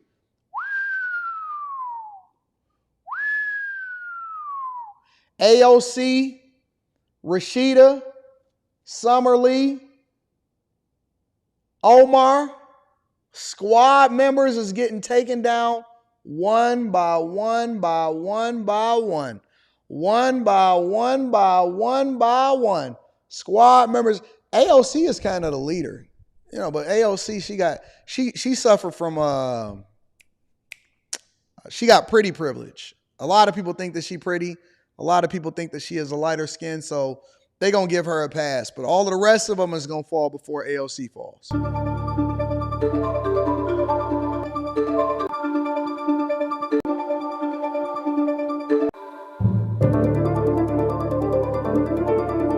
Shout out to Jamal, my bald head brother. Our genocide in Gaza. This pro-humanity, anti-war movement seeks to end the Israeli government's genocide in Gaza, and they are protesting their university's complicity in these mass atrocities, including Netanyahu's ongoing invasion in Rafah. As we continue to witness the devastation and genocide unfolding in Gaza, I remain a steadfast voice for peace. Let me go over there to another video in order to better understand exactly how she lost this. Let's go to Fox News. Voters in a deep blue district in eastern Missouri showing the door to progressive Congresswoman Cori Bush. I miss her already. She's now the second squad member to be ousted by constituents who are fed up with the anti-Israeli rhetoric and the defund the police rhetoric. Y'all said she is Jew. Is she? Really? Lisa, I didn't know that. Y'all are teaching me some new things today. Okay. Yeah, Israeli organizations spent a lot of money to make sure she didn't win. Carly Shimkus is here with all the details for us. Hey, Carly. Hey, good morning to you guys. Yeah, that's right. Bush lost last night's primary to St. Louis County prosecutor Wesley Bell, who was the more moderate candidate. Bell defeated the squad member with more than 51% of the vote, bringing an end to a contentious and Oh, no. Y'all got this guy in there? You know he can't be trusted. I'm going to have to do some research on Wesley Bell. Wesley Bell, he got that I can't be trusted, no mustache and no beard look. Much more moderate. Y'all only got, look at the amount of votes that y'all got. See, he won by 6,848 votes, and he ain't got no mustache, no beard, and he was able to defeat Cori Bush, a squad member who had a ton of visibility, but people spent an egregious amount of money to get her up out of there because she didn't fit whatever it is that they was trying to push through as far as an agenda. expensive House race. I don't trust him. This isn't just about campaigning and adults talking and negative messaging, but our kids are watching. Yes, they are. Yes. And what we say matters. This district is ready for better and more accountable representation in Washington, D.C. Progressives should actually make progress. Bell getting the win. Same talking points. Nobody is actually talking about anything as far as policy-wise or what they stand on, but it sounds good. Thanks in part to the backing of several pro-Israel groups. Bush is now the second squad member to lose their primary after Congressman Jamal Bowman suffered a similar loss to a pro-Israel Democrat in New York. But the soon-to-be former Congresswoman says she's not going anywhere. AIPAC, I'm coming to tear your kingdom down. And let me put all of these corporations on notice. I'm coming after you too. We will keep supporting a free Palestine, a free Congo, a free Sudan, and keep opposing genocide and human rights abuses worldwide. And Bell will face off against either Republican Andrew Jones or... I don't understand how she's not going nowhere. She just lost the primary. How is she not going anywhere? Is she going to be reelected somewhere else? Is she getting some other job? Is she going to somehow start a podcast? How is she not going anywhere? I don't understand that. Stan Hall in November. The GOP primary has not been called, but Jones is currently leading by just under 200 votes. So that's a close one, guys. Over to you. It is indeed. Thank you very much. You're welcome. Well, it's about time. I mean, I think it's great for the country. A Democrat beat a Democrat. But that squad mentality of anti-Americanism, socialism, activism, pro-Israeli. We're watching AOC and Ilhan Omar walk with the Columbia rioters and campers, anti-Israel. Walk with it and praise them and ridicule President Biden for his support of Israel, which has been wavered now because he's trying to win over the left at the same time. And I think the message sent, Jamal Bowman, an embarrassment to New York, gone. And now Cori Bush never backed off her anti-police, defund the police rhetoric. I don't understand that. That baffles me.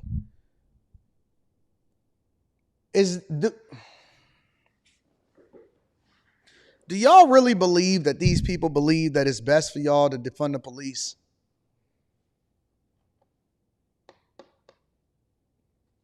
When these people say defund the police, because we know that they want the police in their own neighborhoods, she's alleged to have spent an egregious amount of money on security, which all allegedly goes to her husband. I don't know how that works.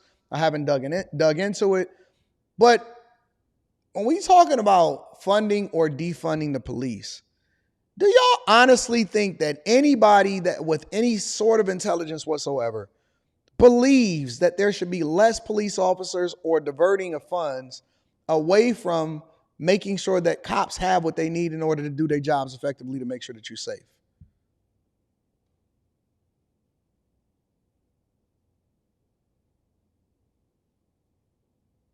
And I mean, honestly, yeah, it's a squad member that lost, but then at the same time, it's just another shill and another person that's coming into office that espouse the same policies and they're going to be voting the same way based off of going blue. You see what I'm saying? Like, the only Democrat that I can think of, or former Democrat, is the Dallas mayor that switched over to being Republican. And I heard his speech as far as him advocating for police officers because it didn't sit right with him that the community would be suffering at the hands of politicians that then benefit from the voters that are emotional, and it's easy for them to get riled up when something happens that they don't necessarily agree with. Who agrees with defunding the police? That is the silliest. What are we, children? What are we, 13, listening to NWA in our bedrooms, Ice-T, Colors? Did y'all just got done watching South Central, Menace to Society or something?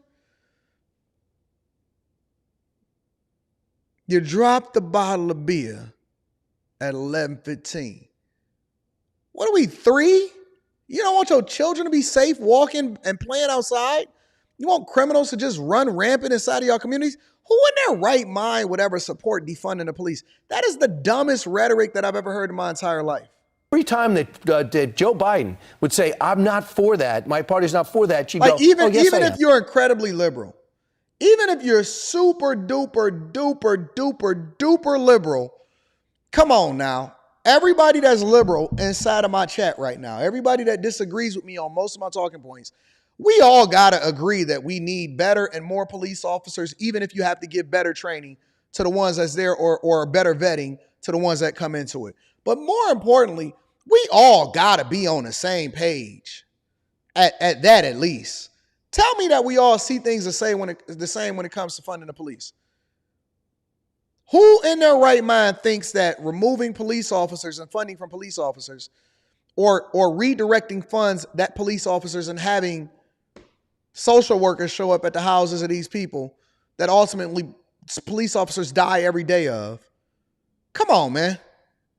Come on, seriously? Why is that even a narrative? This is dumb. Right. Now she's gone. Tim Walz shares a lot of her same values and a lot of her same beliefs. Well, and that's one of the reasons it is suggested that Josh Shapiro did not wind up with the nod, because the people who were pushing for Mr. Walz was saying, oh, you're talking about that guy who's got the pro-Israeli stand? Genocide Josh you're talking about?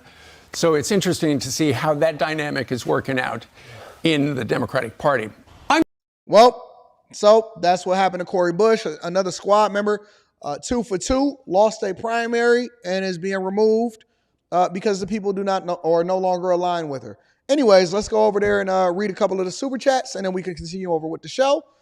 We're going to get to the thick of things now. Perspective 11 says, you said something so profound previously. You said, I'm a deca millionaire. I hope to be there soon for my kids. Buying business for my whole family too. Shout out to all of my people that's out there with a dream and running it up and taking care of business isn't intentional. Scooby Don says, Eric Adams and Johnson been quiet these last couple of months. Wonder what they've been up to, staying out of the public eye. I'm sure we'll see them at the Democratic National Convention, especially since it's in Chicago. Kung Fu Hustler says, although I lean conservative, small hats can go themselves. Shout out to Kung Fu Hustler. I appreciate you. Darday is in the building, says, emailed you a good video on military story from Megyn Kelly's show yesterday. Megyn Kelly is out there killing it. $1 Million CPA is in the building, says Trump wants to give billions of our tax dollars to Israel to kill innocent people and put us in another multi-generational war with Iran. What? Where are you getting your information from? You mean Biden is already giving billions of our tax dollars to Israel and military equipment? Is that what you meant to say? I think you meant to say Biden or Kamala. Maybe you meant to say Biden or Kamala, but it's the reverse, big dog. But thank you for the super chat. Thank you for supporting the platform. Carolina's own DJ K Smooth says Cori is losing her political position. That doesn't mean she's completely lost influence. Jesus was never a part of the political system, but he influenced through the multitude he ultimately led. She is not Jesus. She is not Jesus. We not worried about Cori Bush. She probably just going to become a political correspondent on ABC or MSNBC or MSN or something like that. Anyways, let's continue on and let's continue to have a conversation. What we got going on right now? Shane Tao. Shane Tao is in the building. Let's continue to rock out with it. Listen, I love y'all. I appreciate y'all. Let's continue to rock out. Yes, Trump is pro-Israel, but Trump does not believe in funding wars, and he believes in funding America first. That's the key. Now, what we do see happening is the Biden administration is pumping billions and billions of dollars into multiple different proxy wars. And so that's what I see. Make sure y'all hit a like for the algorithm, subscribe to the channel, and turn on your notifications. Let's get into this Shane Tao situation, because the police are literally calling for the resignation of the mayor. I've never seen this happen before in my life. In local headlines, an international embarrassment. That is what the Oakland Police Officers Association says the town has become under Mayor Shane Tao. The group is blaming the mayor for Oakland's rising crime and dwindling police force and demanding that she resign immediately. Here's NBC Bay Area's Valina Jones. Resign now will help us get a leader into office immediately in November election.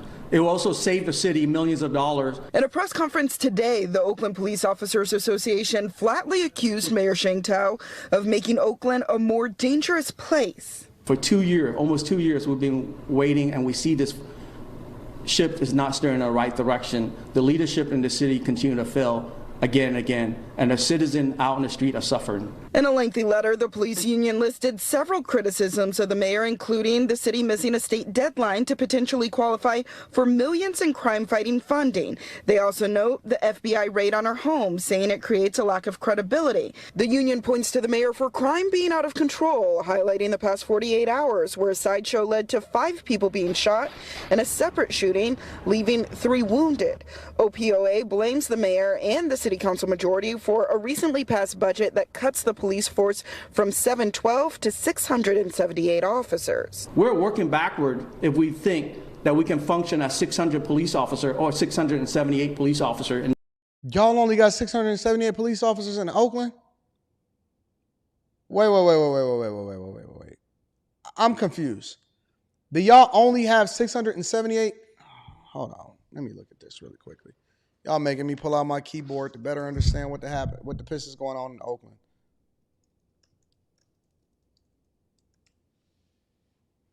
Y'all only got 600 police officers in Oakland total for all 3 shifts to police the whole city?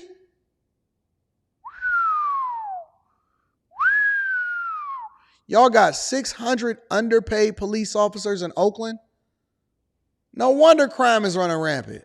The city, the demand from a community is greater today than ever. And that includes administrative positions too. The letter demanding Tao's resignation comes after a unanimous vote by the POA's 4-person executive board. However, the union says there is overwhelming support of the letter by rank-and-file officers. The mayor says the letter and timing are simply meant to distract from the city's deal to sell the Oakland Coliseum. And it's a huge distraction. You know, I believe that this is a response to the huge win that we received last week. This is just the association speaking. This is not all officers. All of this is an investment for tomorrow. Of course, I wish I had a magic wand to increase our revenues overnight, but that's not going to happen. The mayor says overall crime is down by 32%, but the OPOA says some of that crime data is delayed and inaccurate due to understaffing. So this is the play. And I want to go more into her response, and I'm going to deep dive into that right now. Whenever y'all hear these people, these Democrats and stuff like that, and they go in and they say, well, crime is actually down under us, it's a lie. It's a white lie. Number one, you can't respond to something. You can't document something that you haven't responded to. So what they'll do is they just won't even respond, or they won't even show up to certain things, or people are now not even calling the police officers or calling 911 when certain things happen inside of their neighborhoods.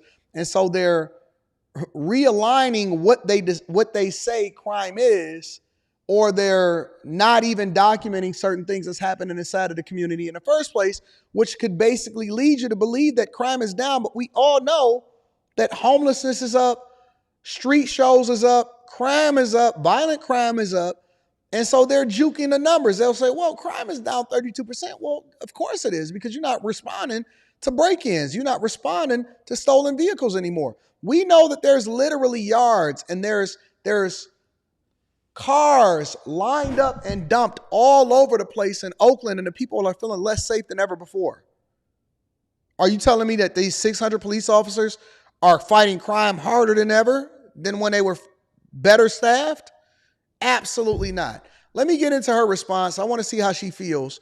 Because when you lose the confidence of the people and you lose the confidence of the police officers that you are supposed to be managing as far as the budget that then staffs these police officers, and your city is losing revenue because they lost all of their teams, all of the businesses are starting to move out, and it's becoming a hellhole and a place for homeless people and those that are the most degenerate of society to continue to live and thrive and inflict pain on the people that still live in Oakland, and you're running at a budget deficit, and this one-time infusion of cash is not going to be able to sustain you long-term, which means that they'll have a culling of the police force even more. They cannot get more police cars. They cannot get more funding. They cannot get more staffing. But we have a lot of administrative staff, and we have businesses running because it's absolutely horrible inside of these cities.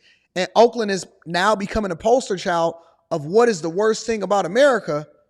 I need to understand what her response is going to be. Yes, our top story tonight, there are additional calls for Oakland's mayor, Sheng Tao, to step down immediately. Yeah, the mayor faces a recall election in November, but now the executive board of the Oakland police officers. Wait a minute. What is all of that? What is that screen in the back? They can't get no natural stuff in the background? Anyways, I know that they're redoing all of this stuff to make it a lot more. That screen in the back is wild. Association wants her to resign. And you can see the light.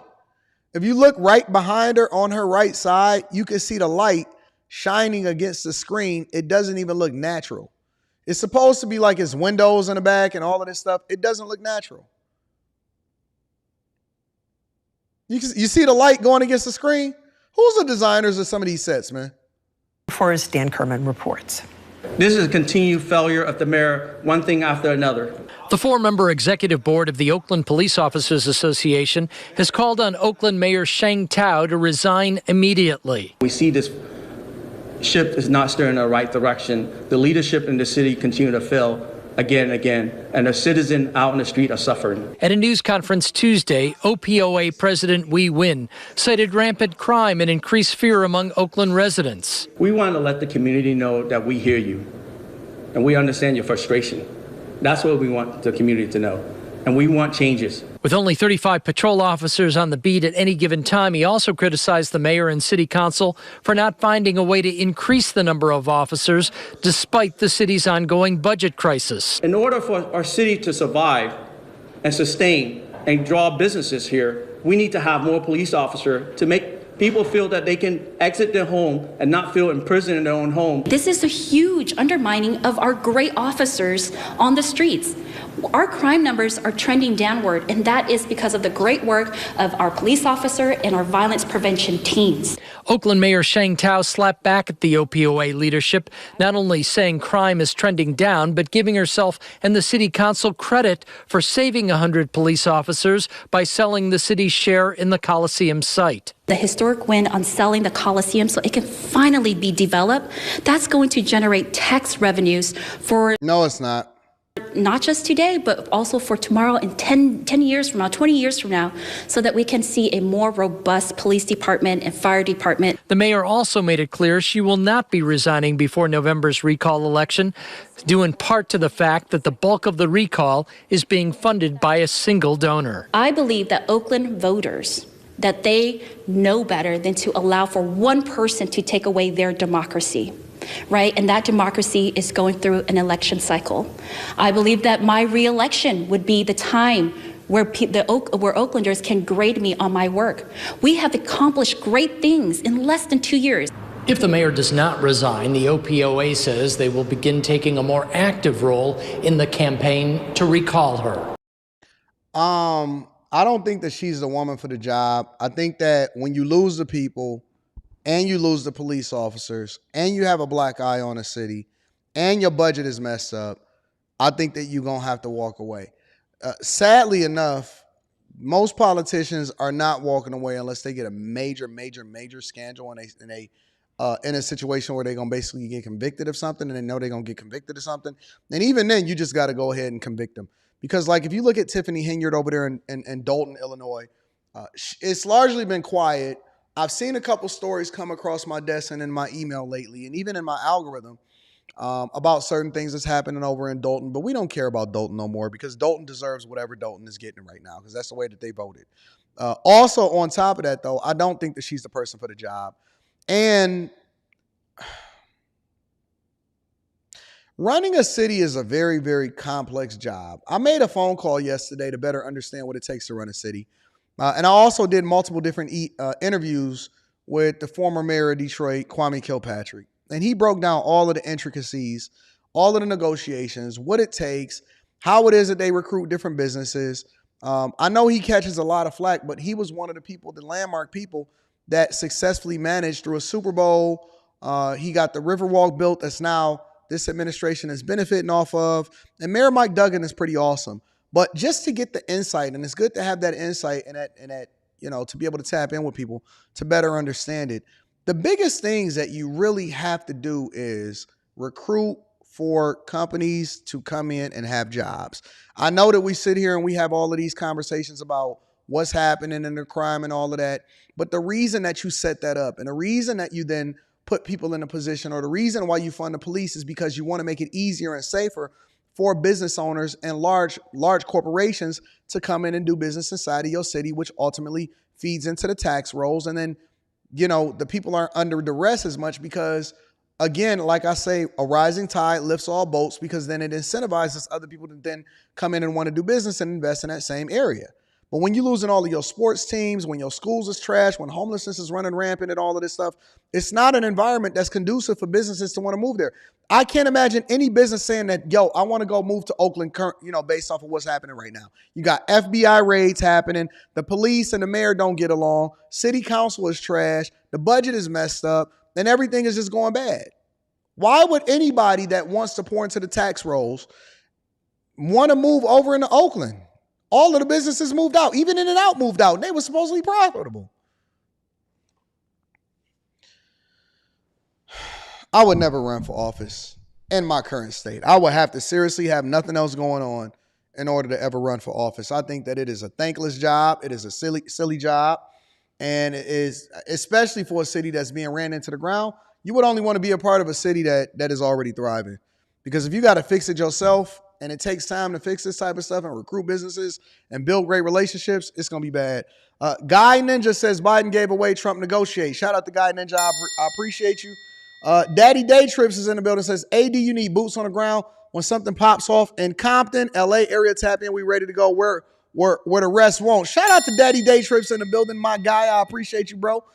Cartier 82 says Oakland has lost 5,600 residents since 2020. Yikes. But more importantly, they lost a lot of businesses. Collisum says, so now they're only responding to cis crimes.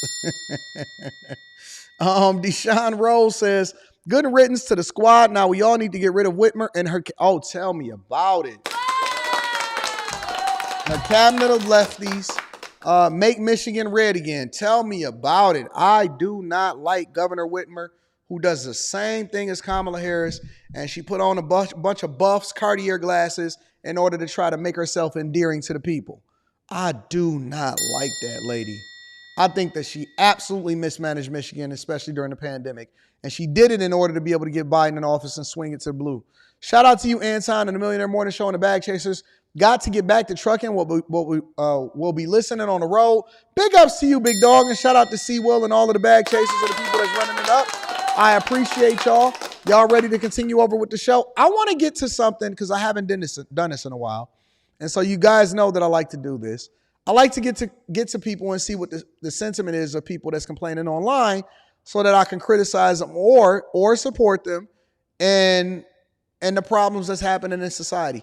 Right now, the sentiment is that rent is too high, which is one of the reasons why I'm trying to understand why people are voting for Kamala Harris in the first place. And that life is basically unaffordable. So make sure y'all hit a like for the algorithm, subscribe to the channel, and turn on your notifications. Let's rock out. Yo, every time I pay my rent, I feel like a piece of me dies. Just a little piece of me, just a little sliver. Every time I give that amount of money to my leasing office. And everybody's like, oh yeah, but you got a roof over your head, you're adulting. And I'm like, but at what cost? What happened to our men? Honest to God, what happened to the men in this country? Because these will be the same type of guys that be coming up on my platform and typing hard in the chat talking about it ain't no good women and it's tough out here. I loved, and I hate to say it like this, but this is just my opinion personally. And I see the bull ring in the nose. Y'all different now. It's a different thing. I mean, stepping out used to be getting a tattoo. Honest to God. Like stepping out and doing something different used to be getting tattoos. I remember I wanted to get a tattoo when I was younger, but I already understood because my dad and my mom had established that you are not getting a tattoo until you are at least, 21 years old or 18 years old? What the hell happened to our men, yo? Honest to God. And I used to love paying rent. I used to love paying bills. It's nothing that feels, for me, and I know this is a new generation because y'all selfish as hell and y'all don't believe in doing anything that's responsible and you just want to go and buy Chargers and Hellcats and go to Tulum all day. But I remember, first, getting my own place and all of that stuff. And then I also remember in a time where, I taking care of my wife and my daughter, whatever, and all of this stuff. And I used to love the fact that, when I would pay all of the bills because, everything would be taken care of and we didn't have nobody knocking down our door and my daughter was sleeping well. And one of the things that I would do every single night is I would go through the house and I would do a final check when everybody was in the bed. I would go through the house. I would make sure that the front door is locked, that the alarm was on. I would go through and go in my daughter's room, and then I would make sure I would pray for my daughter. And then I would go and pray for Rita. And that's what I did every single night. And then I would go in the living room and I would pray. And so I prayed for my daughter, I would pray for Rita, and then I would go in the living room and I would pray. And one of the things that made me feel so good, and the reason that I was so comfortable and I was always thankful, and the thing that I led with is always thanks. And I was thankful for the fact that I had the ability to pay for and make sure that my daughter was safe, that she had a roof over her head, that she could go to school without no worries, that she wouldn't have to go hungry, and all of that stuff. And so I just had a different sentiment. I had a different level of appreciation, which drove me to more. And I also believe that being thankful was one of the things that allowed for me to gain more because, when you aligning yourself with God, he don't allow for you to skip steps. He's not going to give you something that you can't handle or anything that's going to take you down. So when I see grown men, personally, when I see grown men complaining about paying bills and doing a very minimum as far as keeping a roof over your head, I don't get it. I don't understand it. It's just different. It's a different type of man. Maybe because they was raised by their mamas. It's a different type of man that's out here, bro. See what I'm saying? Now I gotta fucking strategize how to fucking eat for the next 2 weeks, literal survive. I got a dog. I'm a single parent trying to do all bad by himself. And this shit is I'm getting mollywopped out here, y'all. Damn. Will be you got or trying to move out my parents' house. The cost of living just get higher and higher. Right? Insurance goes up, gas goes up, not to mention the fact that you got to make 3 times the rent of wherever you live at, which is kind of insane. It's not insane. Because the average person my age ain't even making what I'm making, not to mention the fact that I check my pay stubs all the time. I'm not making as nearly as what I would make if they ain't take all them fucking taxes out of my checks. But you want to continue to vote for Kamala Harris. You want to continue to vote for Kamala Harris, but then you complaining about taxes.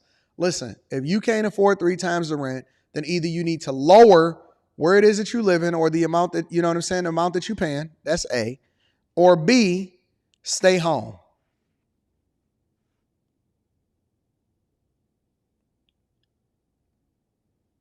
You are not entitled to be able to do what you want to do when you can't afford it. Y'all know why they raise the requirements to making sure you put down a security deposit and You have to pay you got to be able to afford 3 times the rent because they know that y'all got Chargers, Challengers, and Hellcats, and y'all been running off on the plug, especially in California. And these places, especially in places where they have really lax, super relaxed policies as far as what you can and can't do, y'all been running off on the plug. Y'all haven't been paying y'all rent. And so y'all basically created a space where people want more security because they need to make sure that you can afford it, A, and that B, they want a security deposit because it's going to be hard to get you up out of there. So y'all ran off on the plug. They know they know that you have, when they say 3 times, you have to make 3 times what you paying in rent. That means that they don't want you to spend any more than 33% of your income on housing so that you can comfortably afford it, considering that you also get taxes taken out of your check. Nobody owes you nothing. You better get a roommate. You better get a co-signer. You know what I'm saying? Like, y'all don't look at it from the business owner's perspective. Landlords was getting their butts kicked during the pandemic. Over the last 3.5 years, landlords caught L's all day long. Landlords was getting their backs kicked in. You notice how, remember when everybody used to advocate for doing trucking and ain't nobody talking about trucking no more? Remember when everybody used to advocate for doing real estate and getting all of these doors, but ain't nobody talking about it no more? Because everybody is broke. Everybody is broke. A lot of people that I know is getting out of the landlord business because they tired of dealing with y'all. Y'all got y'all dogs scratching up the walls. They scratching up the wood floors. Y'all smoking in there and you messing up all of the good stuff. So now they got to vet you more effectively. Okay, who coming in here with you? Let me pull your credit score to make sure you ain't never been evicted before. I need to see your check stub, not the fake one that your homegirl is making for you, but I need to actually see your check stub to make sure that you can effectively afford the rent. One of the reasons that they pull your credit report is because they're trying to figure out how much you're paying in your car notes and all of this stuff to also justify, in addition to finding out whether or not you didn't been evicted before, so that they can justify that you can afford the rent. Because they got to make their mortgage payment, property tax payment, and all of this stuff. Every 2 weeks, and I just been sitting here thinking, because with me personally, when I moved out, I always wanted to move out by myself. Nope. Or with a significant other. And now I'm starting to realize get married and pay 50-50. People move out, they get roommates. Or they move in college apartments with other people that they don't even fucking know of because the cost of living is too fucking high. How can I get a house these days? How can I get a house, bro? The average house is like 300 bands, you know what I'm saying? And the average monthly cost of it is like $2,500 a month. That's crazy. And me personally, I never agreed with having to have more than one source of income. In my opinion, your fault. Granddaddy and grandpops always had 2 and 3 jobs. You having more than one source of income should be a choice. It shouldn't be. It's a choice for you to have one source of income. You don't have to work. You're just going to be living van life. Look. America is the land of opportunity, not the land of entitlement. It's the land of opportunity, not the land of entitlement. So you're going to have to get in where you fit in, big dog. Lower your expenses and run it up. I shouldn't need 2 sources of income to fucking survive. I'm 23, bruh. Your fault. God damn. I am fucking 23. And I'm already having a midlife crisis for real. You know what I'm saying? Because I want to move out my parents' crib, but I ain't trying to live check to fucking check. I'm sitting here making more money than I ever made ever in my life. In a year span. And it's still not enough for me to fucking move out and be able to fucking sustain a living. We're doomed, bro. And they wait until we get grown to do shit like this. Dog, this has been people complaining about this since the beginning of time. Y'all got it lighter and easier than ever before. Lighter and easier than ever before. Oh, what a time to be alive in 2007 and 2008. What a time to be alive in 2007. Boy, you don't know what struggle look like. Having no jobs, trying to get a job at the flower shop, stocking shelves overnight over at Home Depot, doing a sales job, going to school at community college with a newborn daughter in 2008. My daughter was born in February 2008 at the height of the suffering. You don't know what suffering look like, young man. Young man. Young man. Yeah, it's over with, bro. It's over with. Oh, I love it to see a woman crying. I love seeing a woman crying about whether or not she can afford what she doing, because that means Nate is just around the corner. A lot of new people here, they're not familiar with who Nate is. Nate can get you out of a bind. Nate can get you out of a bind. But usually Nate can only get women out of a bind. But it usually comes along with a certain demographic of women that cries. That is the criteria. It has to be a tear, and they cry. So I haven't seen this. I'm wondering if this is a Nate situation. My apartment because I won the low-income housing lottery for a luxury apartment. I'm packing up. They won a lottery for a luxury apartment. Y'all about to make me curse on the Millionaire Morning Show. How is that possible? How can you win the dog? That should be illegal. You should not win the lottery for a luxury apartment. That is an oxymoron. You win the lottery to be able to pay the lowest amount possible based off of your income for a luxury apartment. Get out of here with that. I'm just listening to praise and worship music because I never thought I was going to get out of here. I never thought I was going to get out of here because of my income. And I'm leaving. I grew up down the street from where I live right now. And I've just been here since I was born. And I didn't think that I'd ever be able to find an apartment that I could afford in New Jersey. Why y'all gotta stay in Jersey? Why y'all staying in New York? Why y'all staying in Miami? Why y'all staying in California and Los Angeles? Why are y'all staying in these super high areas? In the last year, I've just been leaning into God and leaning into prayer. And I was like, I don't know how I'm going to get out of here, but I'm going to do it, whether it's through making TikToks or whatever. Not making TikToks to I know God be able to has survive. me. And I'm finally leaving on Friday to go live. That's why I moved. The building that I moved into is no low income requirement. They didn't require anything from the city or the state. And one of the benefits of that is that they then didn't have to designate a certain number of the units for not low income, but they call it something else here. So basically, if you apply to the state and you get tax credits in order to build here in the city, then they have to designate or allocate a certain number of the units for mixed housing, like to have all different types of people, not just the people that have resources.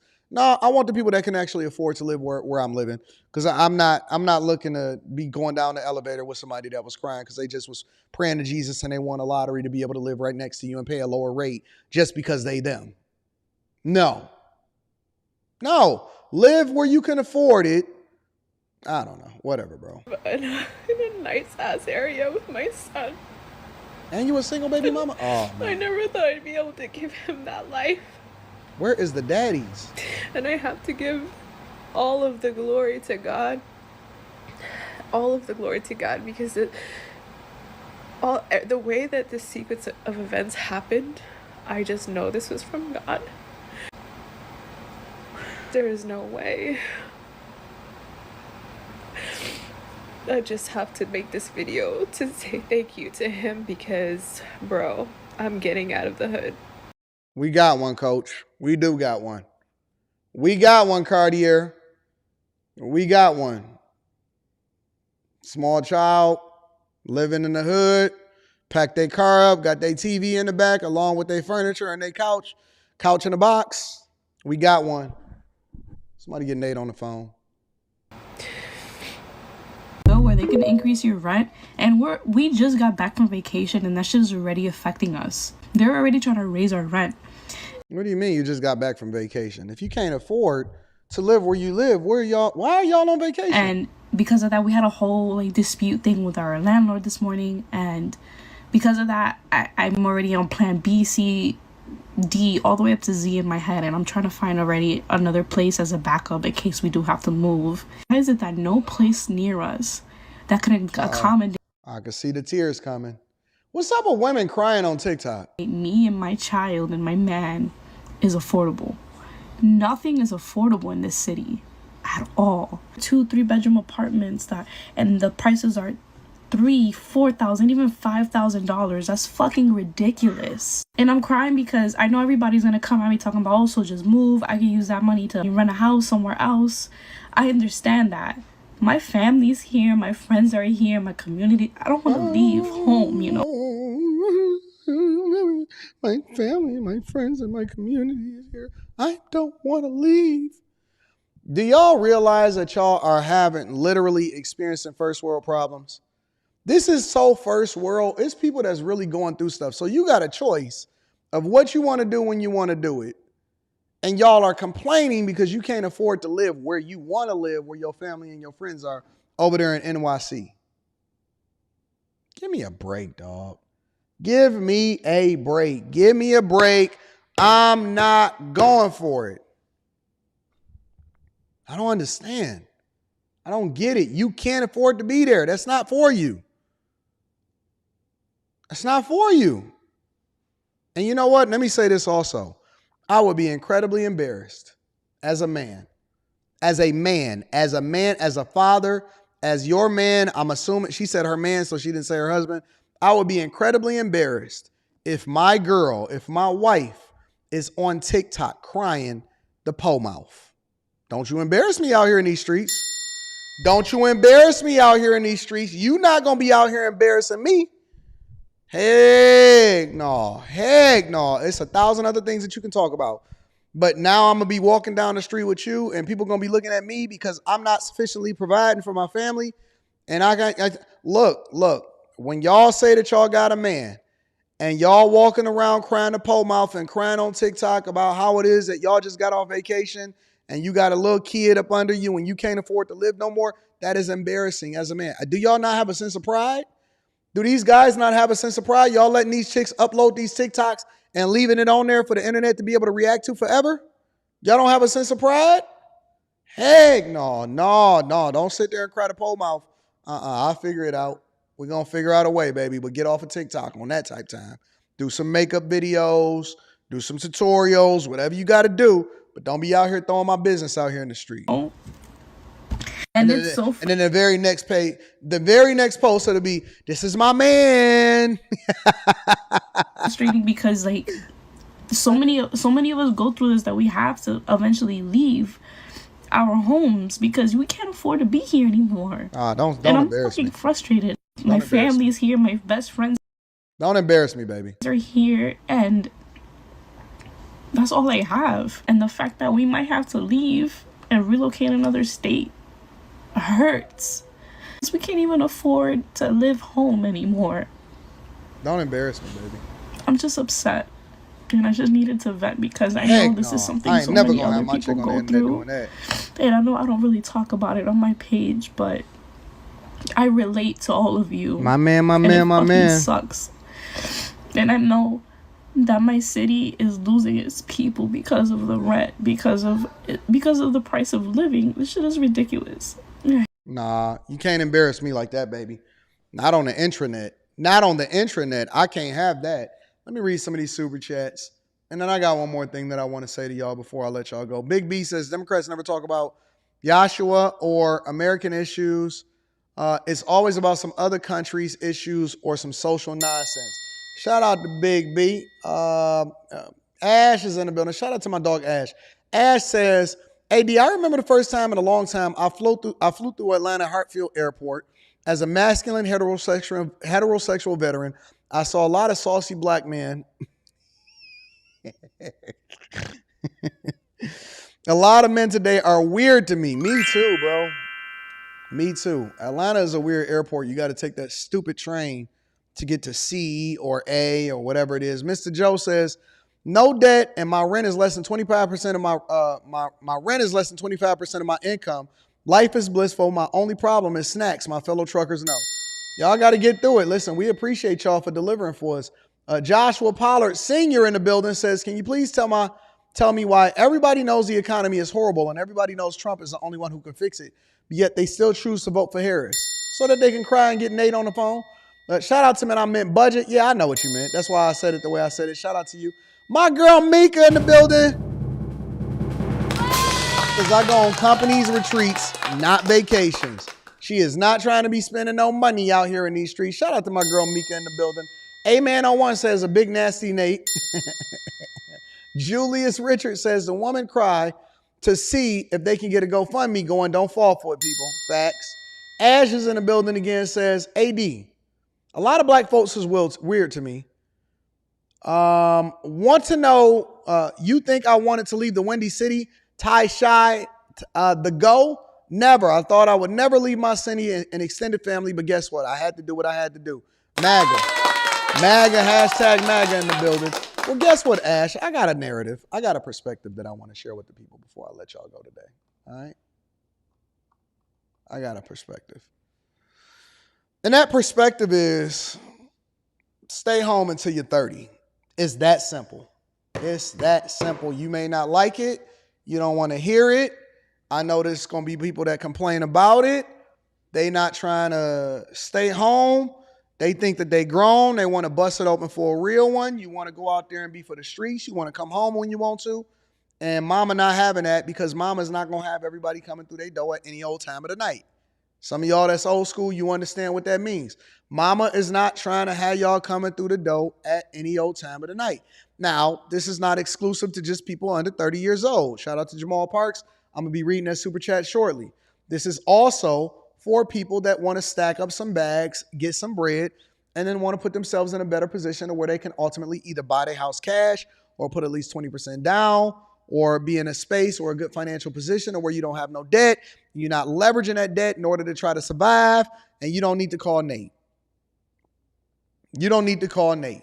Listen, the first step is not to have any self-inflicted wounds. Y'all running around with all of this credit card debt, and you can't afford to live because you got to pay interest on the money that you borrowed in order to buy the stuff in order to impress people that don't even care nothing about y'all. You don't know what you're doing.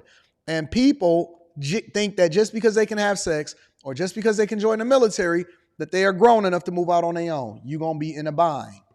You're going to have problems. You're going to have issues. And then you're going to be crying on TikTok. And you out here thinking that you're grown, having children, and running in these streets and going on vacations and busting it open for a real one and putting it on TikTok and putting it on Instagram, and you're going to be messed up.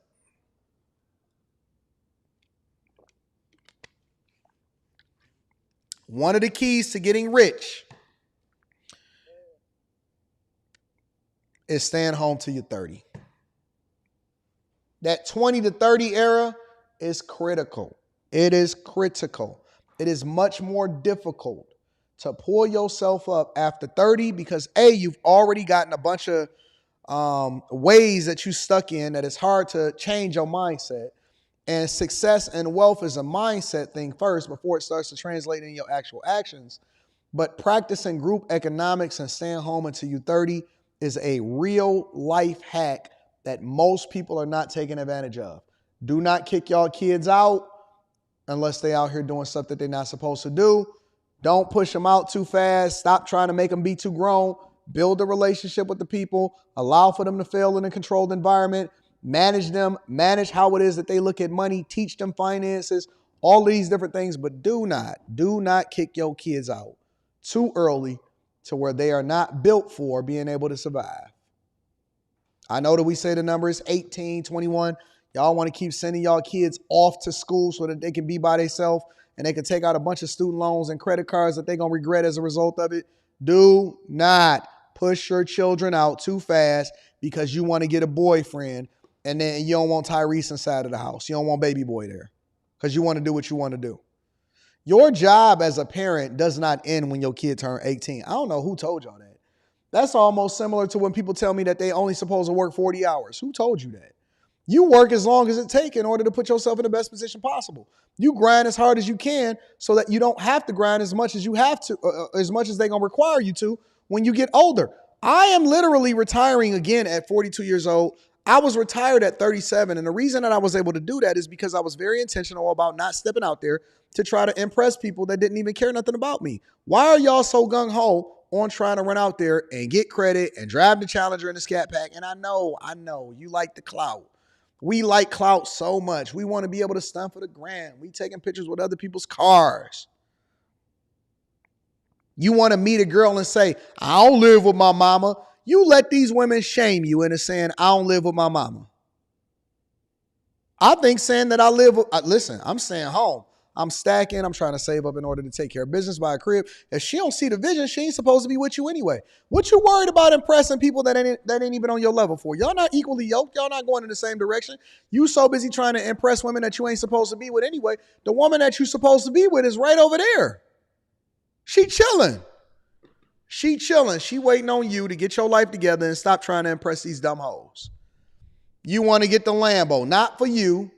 Not because you have a dream, not because you actually earned it, but so you can go and get some box. You want to go and get your own place. Oh man, I got my own place. Now you sleeping on an air mattress. Now you got a bunch of debt. Now you can't afford to go or do anything that you do. Keep the same budget and the same mindset and just put it into your assets.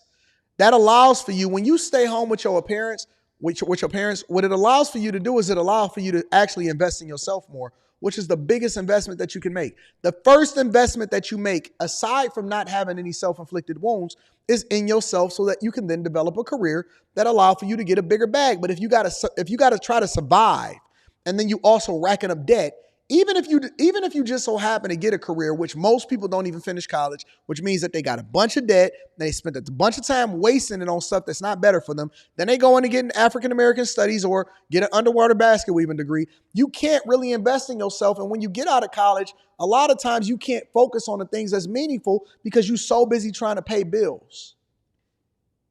You can't relax.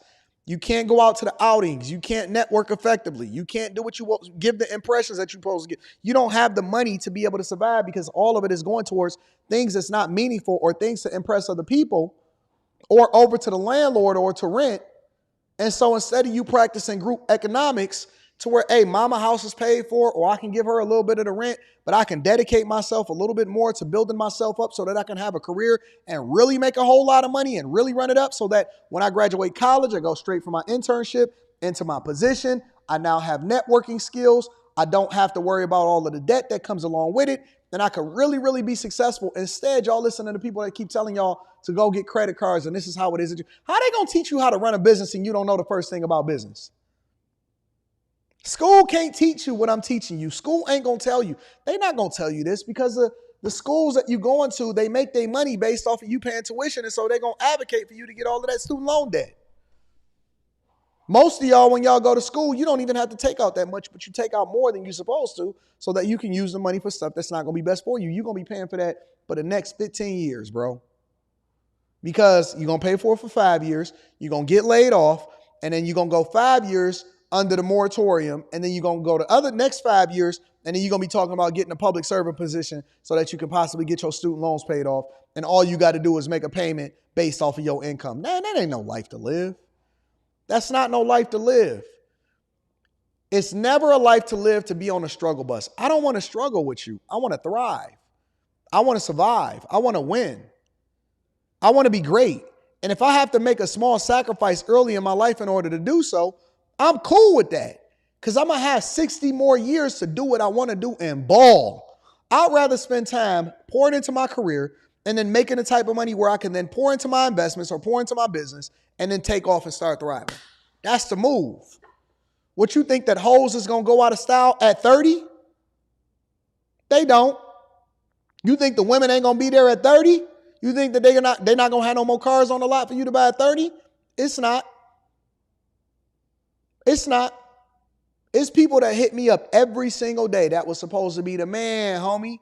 And they're like, Anton, you did it the right way. You played it exactly how you were supposed to play it, and you ain't listening to nobody.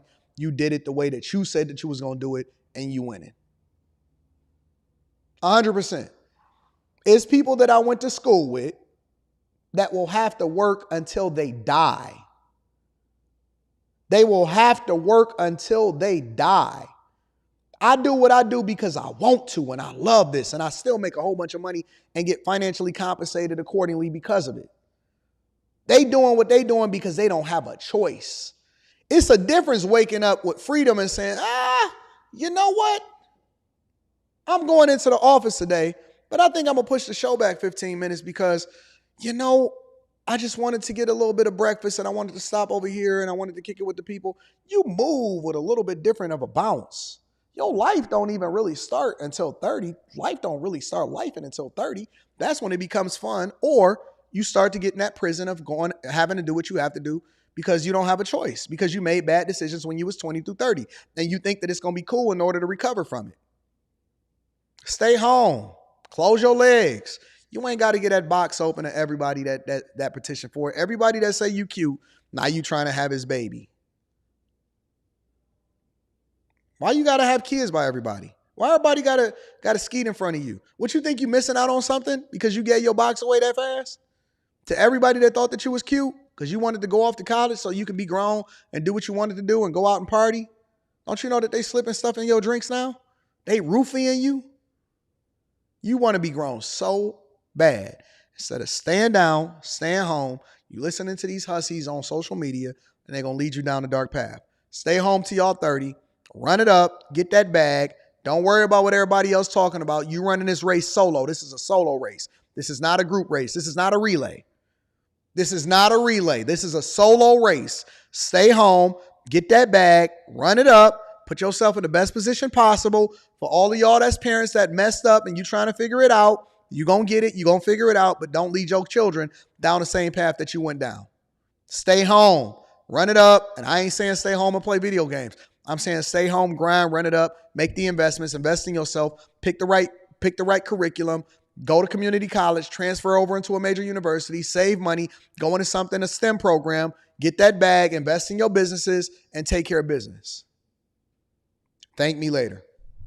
Thank me later. Let me read a few more super chats and then I'm going to get y'all up out of here. Thank me later. Such a disgrace. They better listen to Anton like me. I move back in with my folks. The only expense now is debt, and I'll have that taken care of soon. So people be so prideful. Man, I'm moving back in. I'm saving my money. Survival of the fittest. Shout out to Isaiah. I appreciate you. Liddy V says, I am buying my next house thinking that my kids will be there well into their 20s. I am buying land so they can each have at least 2 to 5 acres so that they can build on. I'm building my daughter. One of the reasons why I bought the piece of land that I recently bought that I showed y'all on the Anton Daniels channel, I'm building it's not even a guest house. It's going to be a regular house. I'm going to have a big house. My daughter going to have a guest house. And then we going to do some other things over there too. But my daughter going to be right there. She ain't never got to go nowhere, ever. She ain't never going to be under duress. Shout out to you, Liddy. I appreciate you for supporting the platform. Thank you. AR Smitty is in the building, says, hold on, I missed one. I want to make sure that I got them all. Chris, let me get to Chris first. Chris says, AD, you need to snip that for a short for the 30-year-old. I hear that in the corporate all the time from the young men. Smart guys. Shout out to you, Chris. I appreciate you. AR Smitty says, refund check, rich. Be rich all the way up until April and then broke for the rest of the year. King Hawk in the building says, this is exactly why I mess with this channel because I ain't got no pride. No pride whatsoever, King Hawk.